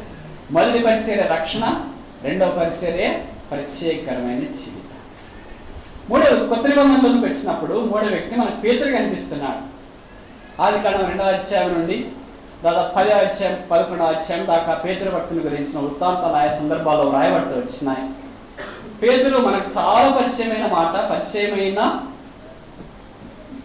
వ్యక్తి అనడం తప్పేమో, పరిచయమైన జీవిత నైజం కలిగిన వాళ్ళ. ఇలాంటి పేతురు జ్ఞాపకం చేసే పరిచయం ఏంటి? ద మినిస్టర్ ఆఫ్ సాంక్చురీ, పరిశుద్ధ స్థలం, దేవుని యొక్క సంఘ పరిచర్యను జ్ఞాపకం చేస్తున్నాడు. 2వ అధ్యాయం అపోస్తుల కార్యంలో పేతురు అపోస్తులు లేచి నిలబడి వాక్యం ప్రకటించగా వేల కొలది రక్షణార్థమైన జ్ఞానంలోనికి వచ్చిన 3,000 మంది రక్షించబడ్డారు. రక్షించబడిన తర్వాత యెరూషలేములో సంఘం ఏర్పడింది. సంఘం ఏర్పడిన తర్వాత 3వ అధ్యాయం అపోస్తుల కార్యంలో పేతురు యోహాను దేవుని మందిరావడంలోనికి ఎక్కిపోవచ్చున్నారు. ఆయన పరిచర్య అంతా ఏంటంటే మందిరంలోనికి వెళ్ళి పరిచర్య చేయాలి, దేవుని ప్రజలకు పరిచర్య చేయాలి. మనం రక్షించబడడం బాగానే ఉంది. కొంతమంది రక్షణాత్మకమైన పరిచయం లేకపోవచ్చు, కొంతమంది ప్రత్యేకమైన జీవితం జీవించడానికి సవాలు విసిరే ఏలియా లాంటి పరిచయం లేకపోవచ్చు. అయితే 3వ పరిచర్య దేవుని మందిరావడంలో దేవుని ప్రజలను ప్రేమించి సేవించి వారికి పరిచయం చేసే పరిచర్యను మనం కలిగి ఉన్నామా? అది ఎక్కడుంది? వాళ్ళు చూస్తే మనకు ఒళ్ళు మండుతుంటే, వాళ్ళ మందిరికి వస్తే నేను రానంటుంటే, వాళ్ళ స్టేజ్ మీద నిలబడితే నేను కింద ఉండనంటుంటే, వాళ్ళ కింద ఉంటే నేను స్టేజ్ మీద నిలబడినట్టుంటే మనం పేతురు పరిచయలు ఎలాగ పాల్గొంటామండి? అసలు మానవ ఊహకు అందదు. చేపలు పట్టేవాడేంటి, 3,000 మందికి సువార్త ప్రకటిస్తే రక్షణాత్మకమైన జ్ఞానంలో తీసుకురావడం ఏంటి? ఎంత చదివామే, వాక్యం చెప్తా ఉంటే అంతదాకా చేతులు ఎత్తినాడు కూడా చేతులు దించుతున్నారు. మాకు ఆయనకి ఏమీ చదవలేదు, వాక్యం చెప్తా ఉంటే హృదయం అంతా గుచ్చబడినారంట. అయ్యేలాగా రక్షించబడటానికి మేము ఏం చేయాలి? ఆ తర్వాత వారి రక్షణలో యెరూషలేము లాంటి స్థలంలో దేవుని యొక్క సంఘాన్ని సంరక్షించే గురుతరమైన బాధ్యత ఎవరి మీద ఉండాలండి? BTH, PhD, DDలు చేసిన అలాంటి పాస్టర్ని తీసుకురావాలా. వాళ్ళు తీసుకుని వచ్చిన పాస్టర్ ఎవరు? చేపలు పట్టేవాళ్ళు. ఎవరు దొరకలేదా? మనుషులకు చాలా మంది దొరికారు, దేవుడికి ఆ వ్యక్తి దొరికాడు. కానీ బహుశా మా మాలపుల్లో కూడా అలాంటి వాళ్ళు చాలా మంది ఉన్నారేమో. మాకు చదువురాదు కదా, మేమేం చేస్తామని అనుకోవద్దు. నీవు కూడా దేవుడికి కావాలా. పేతురు దేవుడు నీ దేవుడు. చేపలు పట్టేవాడిని తీసుకొని వచ్చి మందిరంలో నిలబెట్టిన దేవుడు నిన్ను నిలబెట్టలేడా? అయితే పేతురు వలె దేవుని ప్రజల యొక్క హృదయాన్ని ఎరిగి వారికి పరిచయం చేసే ధర్మము మనం కలిగి ఉండవలసిన వారమైనా మన సంగతి మనం మరిచిపోకూడదు. దేవుని ప్రజల విషయమైన లక్ష్యం మనకు ఉండకూడదు. ముఖ్యంగా పరిచయం చేసే వాళ్ళకున్న అవలక్షణం ఏంటంటే, వాళ్ళేముందిలే, వాళ్ళకేం తెలుసు, పాటలు వచ్చా, వాక్యం వచ్చా, మాటలు వచ్చా, ప్రార్థన వచ్చా, ఆరాధన వచ్చా, ఏమొచ్చు? ఏమి రాదు. అందుకనే వాళ్ళు అక్కడ ఉన్నారు. నీకు అన్నీ వచ్చు, అందుకనే నువ్వు స్టేజ్ మీద ఉన్నావేమో. కానీ పరలోక రాజ్యానికి వెళ్ళిన తర్వాత దేవుని ప్రజల్ని మనం ఎలా ప్రేమించినామనే దాన్ని బట్టే మనకుంటాం. సాధారణంగా మనకి దేవుని ప్రజలు అంటే ఇష్టం ఉండదు కనుక వాళ్ళొద్దు, నిషిద్ధమైనది నేను ఇలాగ తింటా, అసలు నేను తిననే, నేను ఎవుదుడు, ఇదే తింటా ఏంటి? ఆయన పాత్ర వచ్చింది, పాత్రలో 3 రకాలైనవి ఉన్నాయి. మొదటిది ఏముంది? మీ బైబిల్లో లేదా? అపోస్తలుల కార్యాలు 10వ అధ్యాయం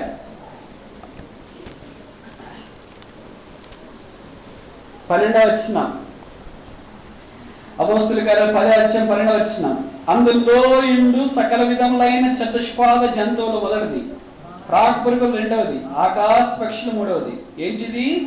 పాత్ర. ఎక్కడి నుండి వచ్చింది? ఆకాశం నుండి వచ్చింది.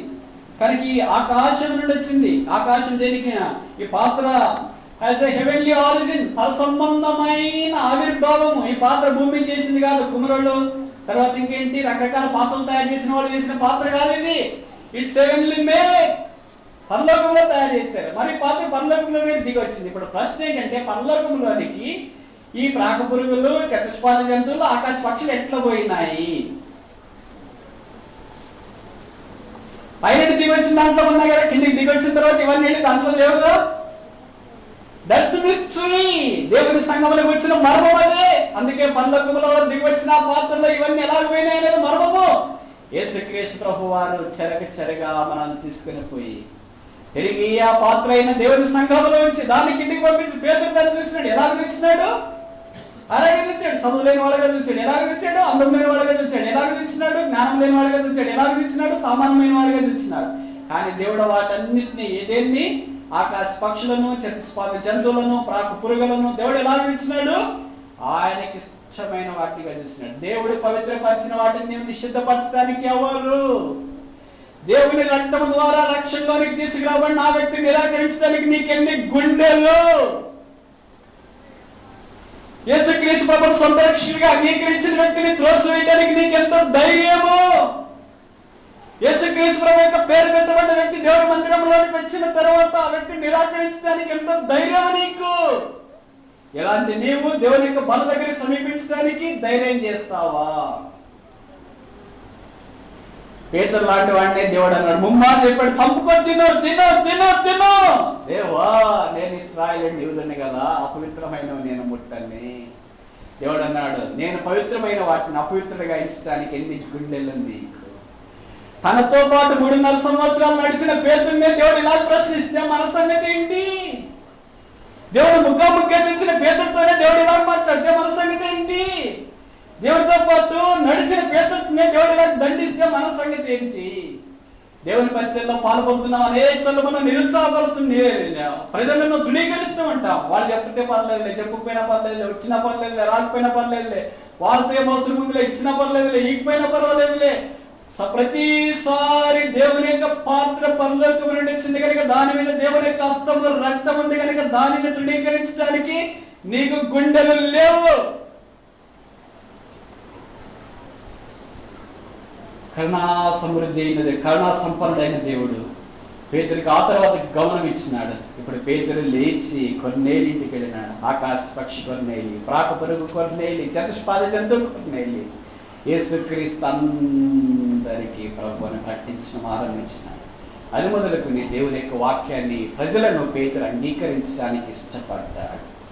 భక్తి గారు తన యొక్క పరిచయంలో అలాగ అందరిని అంగీకరించినాడు. నేను పంజాబీ కదా, పంజాబీ వాళ్ళే రావాలా అని అంటే ఆంధ్రాలో సంఘాలు ఎలాగ ఉండేవండి?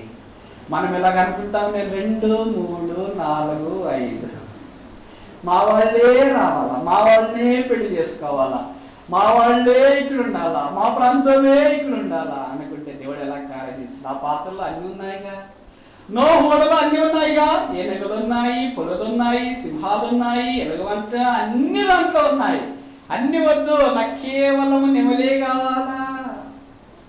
అలా కోరుకోవడానికి ఇష్టం లేదు, అలా కోరుకోవడానికి మనకు వీలు లేదు. అందుకే పేతురు దేవుని యొక్క మహిమలో కనిపిస్తున్నాడు.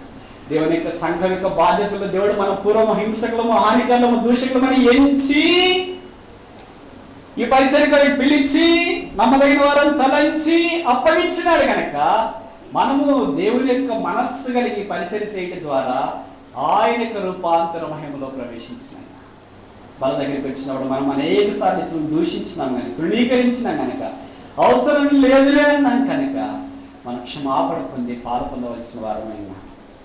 4వ పరిచర్య ఎవరు? యాకోబు. యాకోబు రూపాంతరకుడి మీద కనిపిస్తున్నాడు. యాకోబు జ్ఞాపకం చేసే పరిచర్య ఏంటి? యాకోబుని గురించి విస్తారంగా దేవుని యొక్క వాక్యంలో మనకు లేదు, కానీ ఒక చిన్న మాట అపోస్తుల కార్యాలు 12వ అధ్యాయంలో చూడవచ్చు. 12:2 అపోస్తుల కార్యాలు 12:2 యోహాను సహోదరుడిని యాకోబుని ఖడ్గముతో చంపించాను. ఇదేం చేయలేదు, ఓ ప్రసంగం కూడా చేయలేదు, అక్కడ కూడా బాగా చేయలేదు, ఒక కార్యక్రమం చేయలేదు. మరి ఈయన కూడా పల్లవ రాజ్యం కడతాడు. పల్లవ రాజ్యం ఏంటి? దేవుని మహిమలో ఉంటే ద మినిస్టర్ ఆఫ్ సఫరింగ్, శ్రమల పరిచర్య.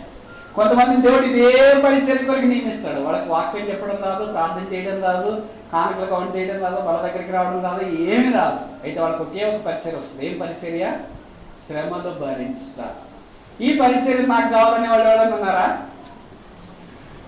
మనకు రక్షణార్థమైన పరిచర్య మోషేలాగా ఉండాలంటే చాలా ఇష్టం, ఏలియాలాగా ఉండాలంటే ఇష్టం, పేతుల్లాగా ఉండాలంటే ఇంక అదేగా మనకు చాలా ఇష్టమైంది. కానీ యాకోబు వలె శ్రమపరచబడేదే ఒక పరిచర్య. ఈ పరిచర్యలన్నీ ఉన్నావు. యోబు ఉన్నాడు. యోబు ఏమైనా ఘనకార్యం చేసినాడా? భూమి ఎంతంతటి ఇలాంటి నీతిపరుడు యథార్థవంతుడు నాకు కనబడలేదు అని దేవుడు అన్నాడు. ఏం చేశాడు ఆయన? ఎప్పుడైనా మందిరంకి వెళ్ళాడా? వాడికైనా వాక్యం చెప్పాడా? కరపత్రికి ఇచ్చినాడా? లేకపోతే ఏదో దీర్ఘంగా ఉపవాసం ఉండి ప్రార్థన చేసి ఒక్కసారిగా ఊరంతా కదిలేసేదా? చనిపోయిన వారిని బాగా చేసేదా? కానీ దేవుడు ఆయన పరిచర్యను అంగీకరించినాడు. ఉద్దేశం ఏంటంటే ఆయన శ్రమల కొరకు పిలువబడ్డాడు. బహుశా ఇక్కడ అలాంటి వాడు కొంతమంది ఉన్నారేమో. దేవుడు నేను శ్రమల కొరకు పిలిచినాడని నువ్వు గుర్తించట్లేదేమో. ఈ శ్రమలన్నీ నాకేనా? అందరూ బాగున్నారేమో. మోషే బాగున్నాడు, ఏలియా బాగున్నాడు, పేతురు బాగున్నాడు, నన్నే చంపన్నా? వాళ్ళ చంపొచ్చుగా, నేను కొంతకాలం బతకాలని నాకు కూడా ఆశ ఉంటుందిగా. అవసరం లేదు, నువ్వు బతకడం వల్ల ఏం లాభం లేదు. కనుక దేవుడు కొంతమంది చంపేయాలనుకుంటాడేమో. ఆ వ్యక్తి నేనైతే ఎంత బాగుండు. The minister suffering as a magnanimous glory. శ్రమల పరిచర్య గొప్ప మహిమని తీసుకుని వస్తుంది. 5వ ఆఖరిది ఆ వ్యక్తి ఎవరు? యోహాను, ద మినిస్టర్ ఆఫ్ సాక్రిఫైస్. త్యాగం. ఏంటి ఆయన త్యాగం? ఎంత తక్కువ చెప్తే అంత మంచిది అనుకుంటా. యేసు ప్రభు తల్లైన మరియను తను సంరక్షించే బాధ్యతను మోసుకున్నాడు. ఎఫెసీ సంఘంలో కొంతకాలం పరిచయం చేశాడు. ఆ తర్వాత దేవుని నామ మహిమ కొరకు వాక్యం బట్టి ఆ దేవుని నామాన్ని గూర్చి సాక్ష్యం ఇవ్వడాన్ని బట్టి ఆయన పద్మాసు ద్వీపంలో పరవాసిగా ఉండటానికి కొనుక్కోబడ్డాడు. ఏ కాకిగా ఉన్నాడు. కళ్ళు తెరిస్తే ఒక్క నరబురకు కూడా కనిపించలేము, అన్ని సముద్ర తరంగాలే. చెవులు తెరిస్తే ఒక్క సామాన్యమైన మ్యూజిక్ కూడా వినిపించలేము, అన్ని సముద్ర తరంగాలే. కళ్ళు అలాంటి స్థితిలో ఒక్కసారిగా దేవుని కొరకు జీవించడానికి తీర్మానం చేసుకున్నాడు. అలాంటి వ్యక్తికి దేవుడు ప్రత్యక్షమై పరలోకాన్ని భూమి మీదకి తెచ్చి పద్మాసు ద్వీపంలో రా యోహాను అన్నాడు. రాస్తే 22 అధ్యాయాలు కలిగిన ప్రకటన గ్రంథమై ఆ త్యాగాన్ని బట్టి ఆయన కొండ మీద మహిమలో కనిపిస్తుంది. అంటే గ్లోరియస్ మినిస్ట్రీ. ఎంత మహిమాన్వితమైన పరిచర్య ఇది. మనం ఏమైనా ఎవరికైనా త్యాగం చేస్తామా? అసలు త్యాగం మన మనసు మనకుందా? అది యేసు ప్రభువుకు సంబంధించింది, మంది కాదు. మనదంతా ఏంటి? Hour love always takes, Jesus love always gives. మన ప్రేమ ఎప్పుడు స్వీకరిస్తుంది, యేసు ప్రభు ప్రేమ ఎప్పుడు ఇచ్చివేస్తుంది. యోహాను తను తాను ఇచ్చివేయటానికి ప్రభు కొరకు ఇష్టపడ్డాడు. అందుకే ఈ 5 మంది పరిచర్యలను బట్టి వారు కొండ మీద కనిపిస్తున్నారు. ఇప్పుడు మన మోషే దగ్గరికి వెళ్ళే మనకు మోషే నీ పరిచయం చాలా గొప్పది. ఏంటి? మినిస్టర్ సాల్వేషన్, రక్షణార్థమైన పరిచయం. నేనేముంది, ఇదిగో మోషే కంటే గొప్పవాడు రక్షకుడు యేసుక్రీస్తు ప్రభు. ఏలియా దగ్గరికి వెళ్ళే మనకి, ఏలియా నీ పరిచయం చాలా గొప్పది, నేను ప్రత్యేకమైన జీవితం జీవించినావు, ఇదిగో నాకంటే ప్రత్యేకమైన వాడు యేసుక్రీస్తు ప్రభు. పేతురు దగ్గరికి వెళ్ళే మనకు, పేతురు నువ్వు దేవుని ప్రజలను చాలా ప్రేమించినావు, ఇదిగో నాకంటే శ్రేష్టమైన యేసుక్రీస్తు ప్రభు. గొర్రెల్లో మోసుకొని పోయిన వాడు. అలాగే యాకోబు దగ్గరికి వెళ్ళాము, యాకోబు నువ్వు చదువుపడ్డావు, నేనైతే ఇష్టం లేకపోయినా బలవంతంగా చదువుపడ్డాను, యేసు ప్రభు అయితే నా కొరకే సిలువ వేయబడ్డాడు, ఆయన శ్రమ త్యాగం.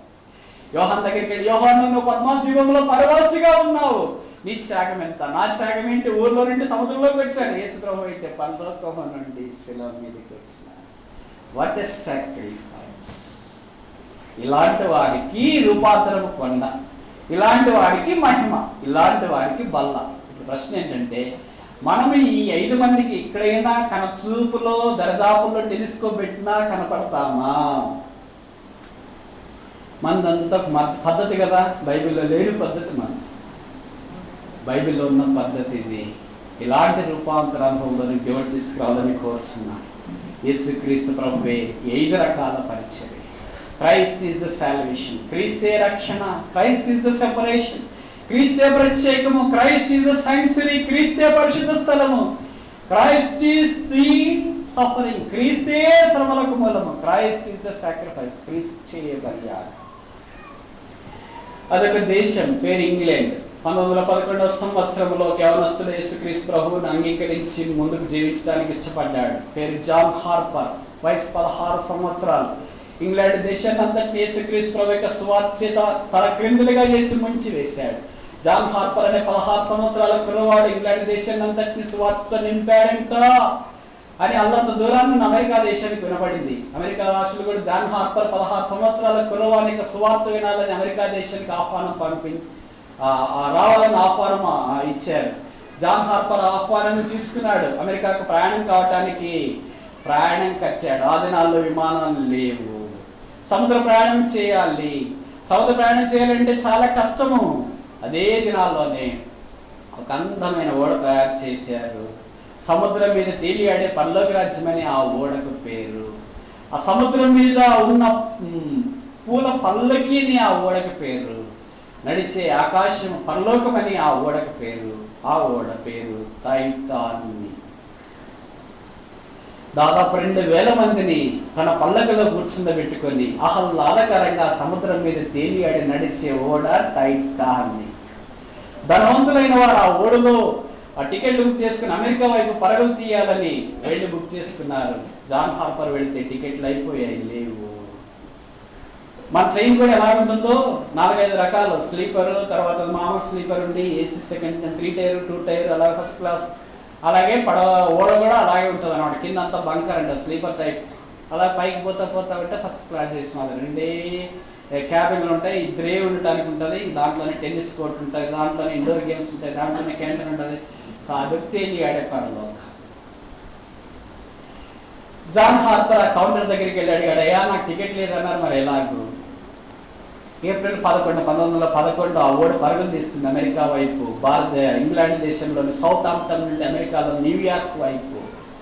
జాన్ హార్పర్ అన్న, నేను స్వాత్ సేవకుడికి వెళ్తున్నా, నాకు టికెట్ కావాలా? అప్పుడు టికెట్ కౌంటర్లో వ్యక్తి చెప్పాడు, టికెట్లు అన్నీ అయిపోయాయి, అయితే టికెట్ తీసుకున్న వాళ్ళు ఎవరైనా ప్రయాణం చేయకుండా డ్రాప్ చేసుకుంటే, మానుకుంటే ఆ టికెట్ నేను మీకు ఇస్తానన్నాడు.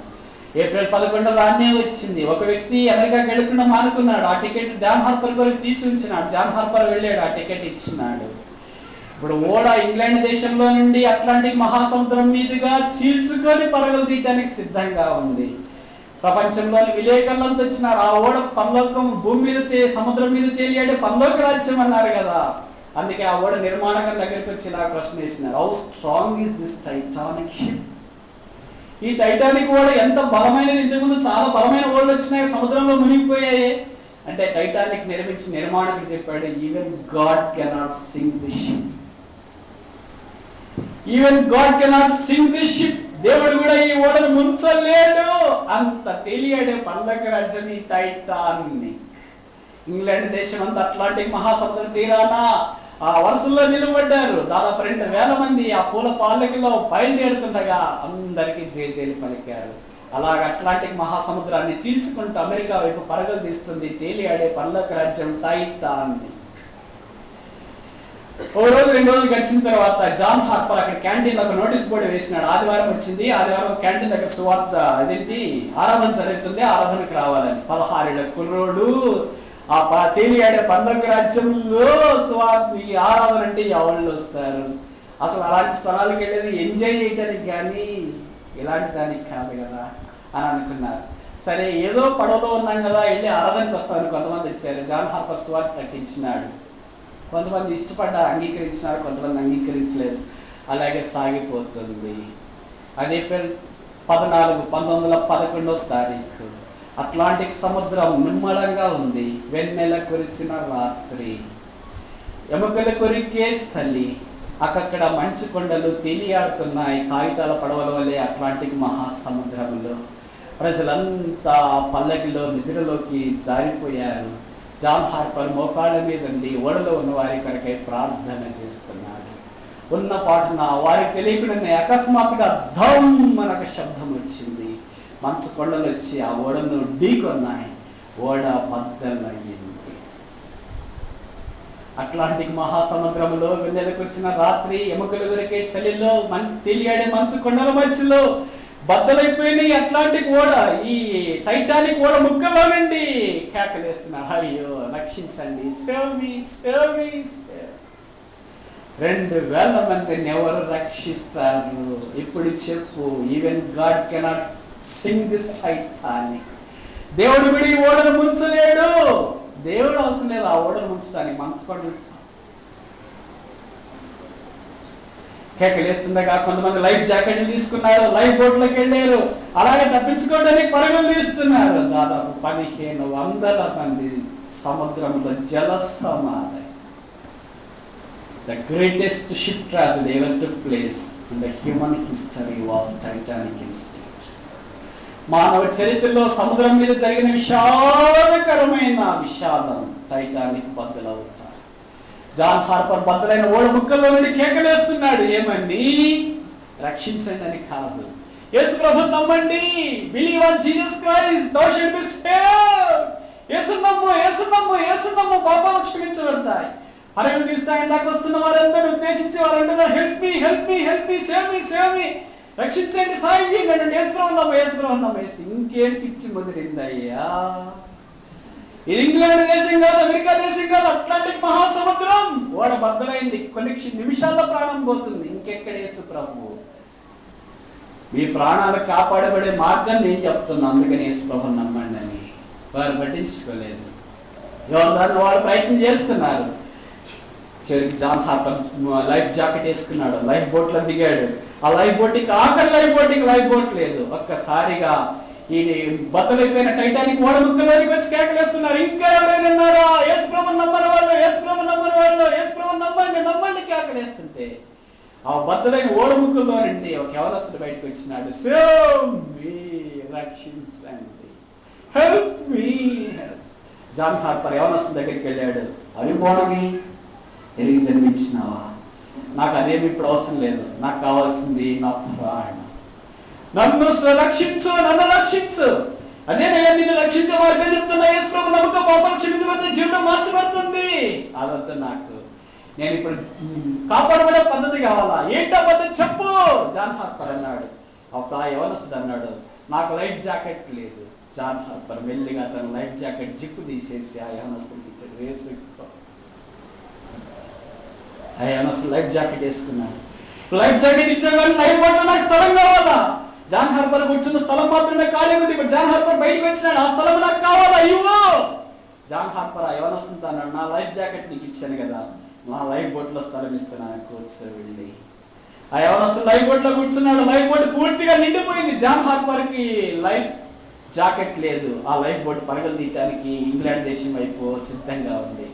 జాన్ హార్పర్ గుండెల్లో దాచుకున్నది ఏంటంటే, ఇంకా ఎవరైనా యేసు ప్రభువుని నమ్మని వాళ్ళు ఉన్నారు. ఎన్నిబడి కేకలేస్తారు. ఏంటది? భూమే? ఏంటది? ఇంగ్లాండా? ఏంటది? అమెరికానా? కాదు, అట్లాంటిక్ మహాసముద్రం. జీవితం మీద ఎంత మాత్రము నిరీక్షణ లేదు, బ్రతుకుతామని ఆశ లేదు. అలాంటి సమయంలో కూడా ఇంకా దేవుని కొరకు సువార్త ప్రకటించే 16 సంవత్సరాల కుర్రవారిని ఏమన్నారండి? మనం 16 సంవత్సరాల్లో పాపంలో మునిగి తేలుతుంటాం. Video games, TV, mobile phone, college ఆటలు. ఎక్కడ జాన్ హార్పరు, ఎక్కడ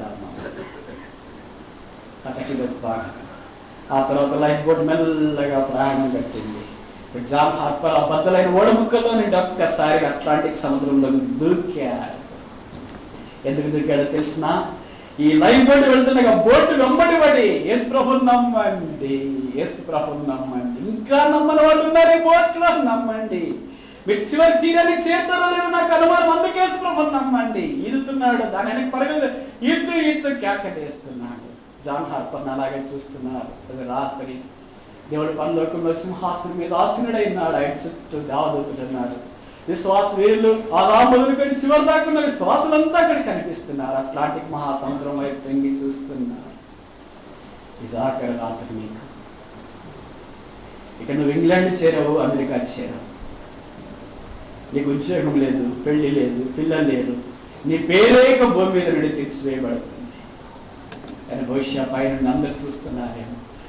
అమెరికా, ఆస్ట్రియా, ఇంగ్లాండ్ దేశాలు నిద్రపోతున్నాయి. లైఫ్ బోట్లో ప్రజలు ప్రాణాన్ని చేతులు పట్టుకుని వెళ్తున్నారు.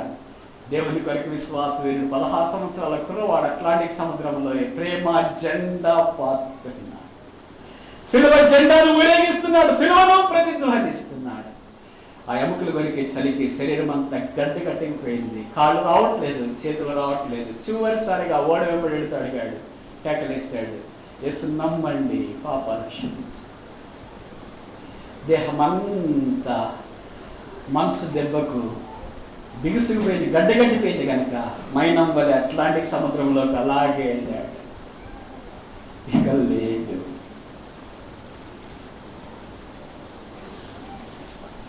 ఇలాంటి వ్యక్తి అయినా చనిపోయిన తర్వాత మంచి భూస్థాపన కావాలని కోరుకుంటాడు.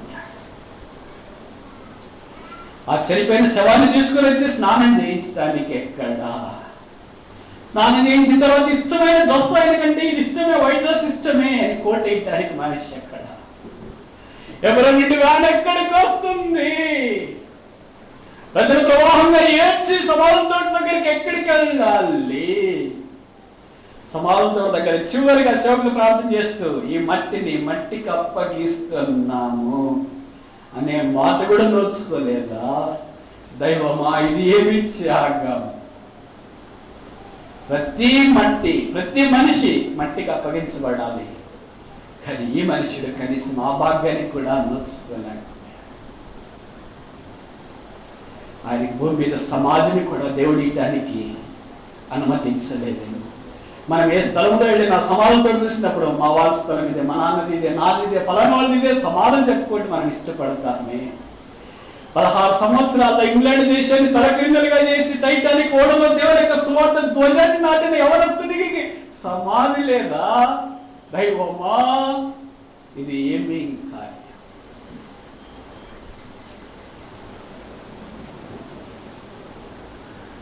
అర్ధరాత్రి అట్లాంటిక్ సముద్రంలోనికి జాన్ హార్పర్ దూసుకెళ్ళిపోయాడు.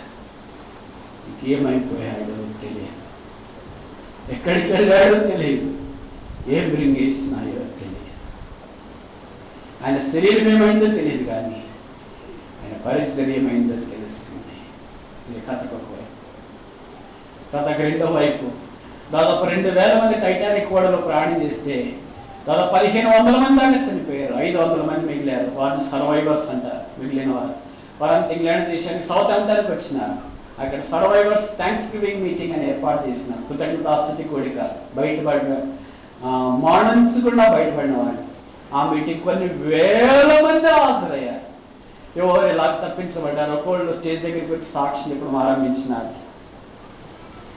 ఇలా సాక్షి చెప్తున్నప్పుడు అక్కడ నడిపించాను అన్నాడు. ఇంకా ఎవరైనా సాక్షి చెప్పేవాడు ఉన్నారో? సర్వైవర్స్, కాపాడబడిన వాళ్ళు అంత మౌనంగా ఉన్నారు. అప్పుడు వెనక నుండి ఒకటి యవనస్తుడు వచ్చినాడు. స్టేజ్ మీద నిలబడ్డాడు. ఇలాగ చెప్పడం ఆరంభించి, నేను ఇలా ఈ దినాన కాపాడబడ్డానంటే నా కొరకు యవనస్తుడు ప్రాణం పెట్టాడు. అపాయం కలిగినప్పుడు ఎవరు కాపాడుకోవాలని మనం ప్రయత్నం చేస్తాం. కానీ వేరే వారి కొరకు ప్రాణం పెట్టే త్యాగం ఉందా? ఆ సర్వైవర్ యవనస్తుడు చెప్పాడు, యేసు ప్రభు మనుషుల కొరకు ప్రాణం పెట్టాడంట, నాకు తెలియదు. నా కొరకు యవనస్తుడు అట్లాంటిక్ మహాసముద్రంలో ప్రాణం పెట్టి యేసు ప్రభు ప్రేమిస్తాడంట, నాకు తెలియదు. నన్ను ప్రేమించి ఓ యవనస్తుడు నా కొరకు లైఫ్ జాకెట్ ఇచ్చిన యేసుక్రీస్తు ప్రభు వారు మానవుని విషయమే పట్టించుకుంటాడంట, నాకు తెలియదు. నా కొరకు ఒక యవనస్తుడు నన్ను పట్టించుకొని లైఫ్ బోట్లో నాకు స్థలం ఇచ్చినాడు. ఆ యవనస్తుడే నా కొరకు అట్లాంటిక్ మహాసముద్రంలో ప్రాణం పెట్టడానికి ఇష్టపడకపోతే నా ప్రాణం అక్కడ ఉండాలి. ఆ యవనస్తుడు ప్రాణం పెట్టక మనకు నాతో ఒక మాట అన్నాడు. ఆ జాన్ హార్పర్ ఈ మాట అన్నాడు, జాన్ హార్పర్ అయినా నేను చనిపోతే పరలోకి రాజ్యానికి వెళ్తావు, నువ్వు చనిపోతే పాతానికి వెళ్తావు, కనుక నువ్వు పాతాళానికి వెళ్ళడం నాకు ఇష్టం లేదు, నువ్వు బ్రతికి పరలోకానికి వెళ్ళు అనే మాటలు చెప్తూ అట్లాంటిక్ మహాసముద్రంలో సీసం వలె అలాగే కరిగిపోయాడు. ఆ ప్రేమ నా హృదయాన్ని బద్దలు చేసింది. ఆ ప్రేమ నన్ను ఇక్కడికి తీసుకొని వచ్చింది. ఆ ప్రేమ నాకు జీవితాన్ని ఇచ్చింది. దయచేసి నా కొరకు ప్రార్థించండి. ఈ మాటలు చెప్పిన తర్వాత ఆల్టర్ ఇచ్చిన కొన్ని వేల మంది ఆ దినాన ప్రభు కొరకే తీర్మానం చేసుకున్నారు. జాన్ హార్పర్ భూమి మీద చేయలేనిది సముద్రంలో చేశాడు. జాన్ హార్పర్ బ్రతికుండగా చేయలేనిది చనిపోతూ చేశాడు. జాన్ హార్పర్ అమెరికాలో చేయలేనిది అట్లాంటిక్ మహాసముద్రంలో చేశాడు. జాన్ హార్పర్ ఊళ్ళో చేయలేనిది ఓడల్లో చేశాడు. జాన్ హార్పర్ బాగుండగా చేయలేనిది బద్దలైన వాడిగా చేశాడు. జాన్ హార్పర్ సామాన్యమైన మనుషుల దగ్గర చేయలేనిది ప్రాణాలు అరిచేతిలో పట్టుకొని తప్పించుకోవడానికి పరుగులు తీస్తున్న వారి మధ్యలో చేశాడు. జాన్ హార్పర్ జీవము చేయలేనిది జాన్ హార్పర్ మరణము చేసింది. జాన్ హార్పర్ శరీరం చేయలేనిది జాన్ హార్పర్ శవము చేసింది. జాన్ హార్పర్ లేడు, అయితే ఆయన పరిచర్య. ఇక యేసు ప్రభు లేడు, అయితే ఆయన పరిచర్య ఉంది. అదే వాళ్ళ దగ్గరికి జాన్ హార్పర్ అయితే ఒక యవనస్తుని కొరకై అట్లాంటిక్ సముద్రంలో ప్రాణం పెట్టాడు. యేసు ప్రభు అయితే సమస్త మానవ కోటి కొరకై ప్రాణం పెట్టాడు. ఆ తిరిగి మహిమలోనికి వెళ్ళాడు. ఇప్పుడు మహిమలో మన పెనుయేళ్ళు ఎక్కడున్నావు? పడిపోయానయ్యా. ఎక్కడ పడిపోయావు? చెప్పటానికి వీల్లేని స్థలంలో పడిపోయాను. మోషే వలె బయటికి రావా? ఏలియా వలె బయటికి రావా? పేతురు వలె బయటికి రావా? యాకోబు వలె బయటికి రావా? యోహాను వలె బయటికి రావా? నేను నా రూపాంతరం కొండ మీద మిమ్మల్ని ఉంచుకోవాలని కోరుతున్నాను. సిద్ధమేనా? ప్రభువా, ఇదిగో ఉన్నాను, పాపనే పని దగ్గరికి వస్తున్నాను, నీ మహిమలో నేను ఉండాలని కోరుతున్నాను, అంగీకరించవా? మోకరించండి, ప్రార్థిస్తాను.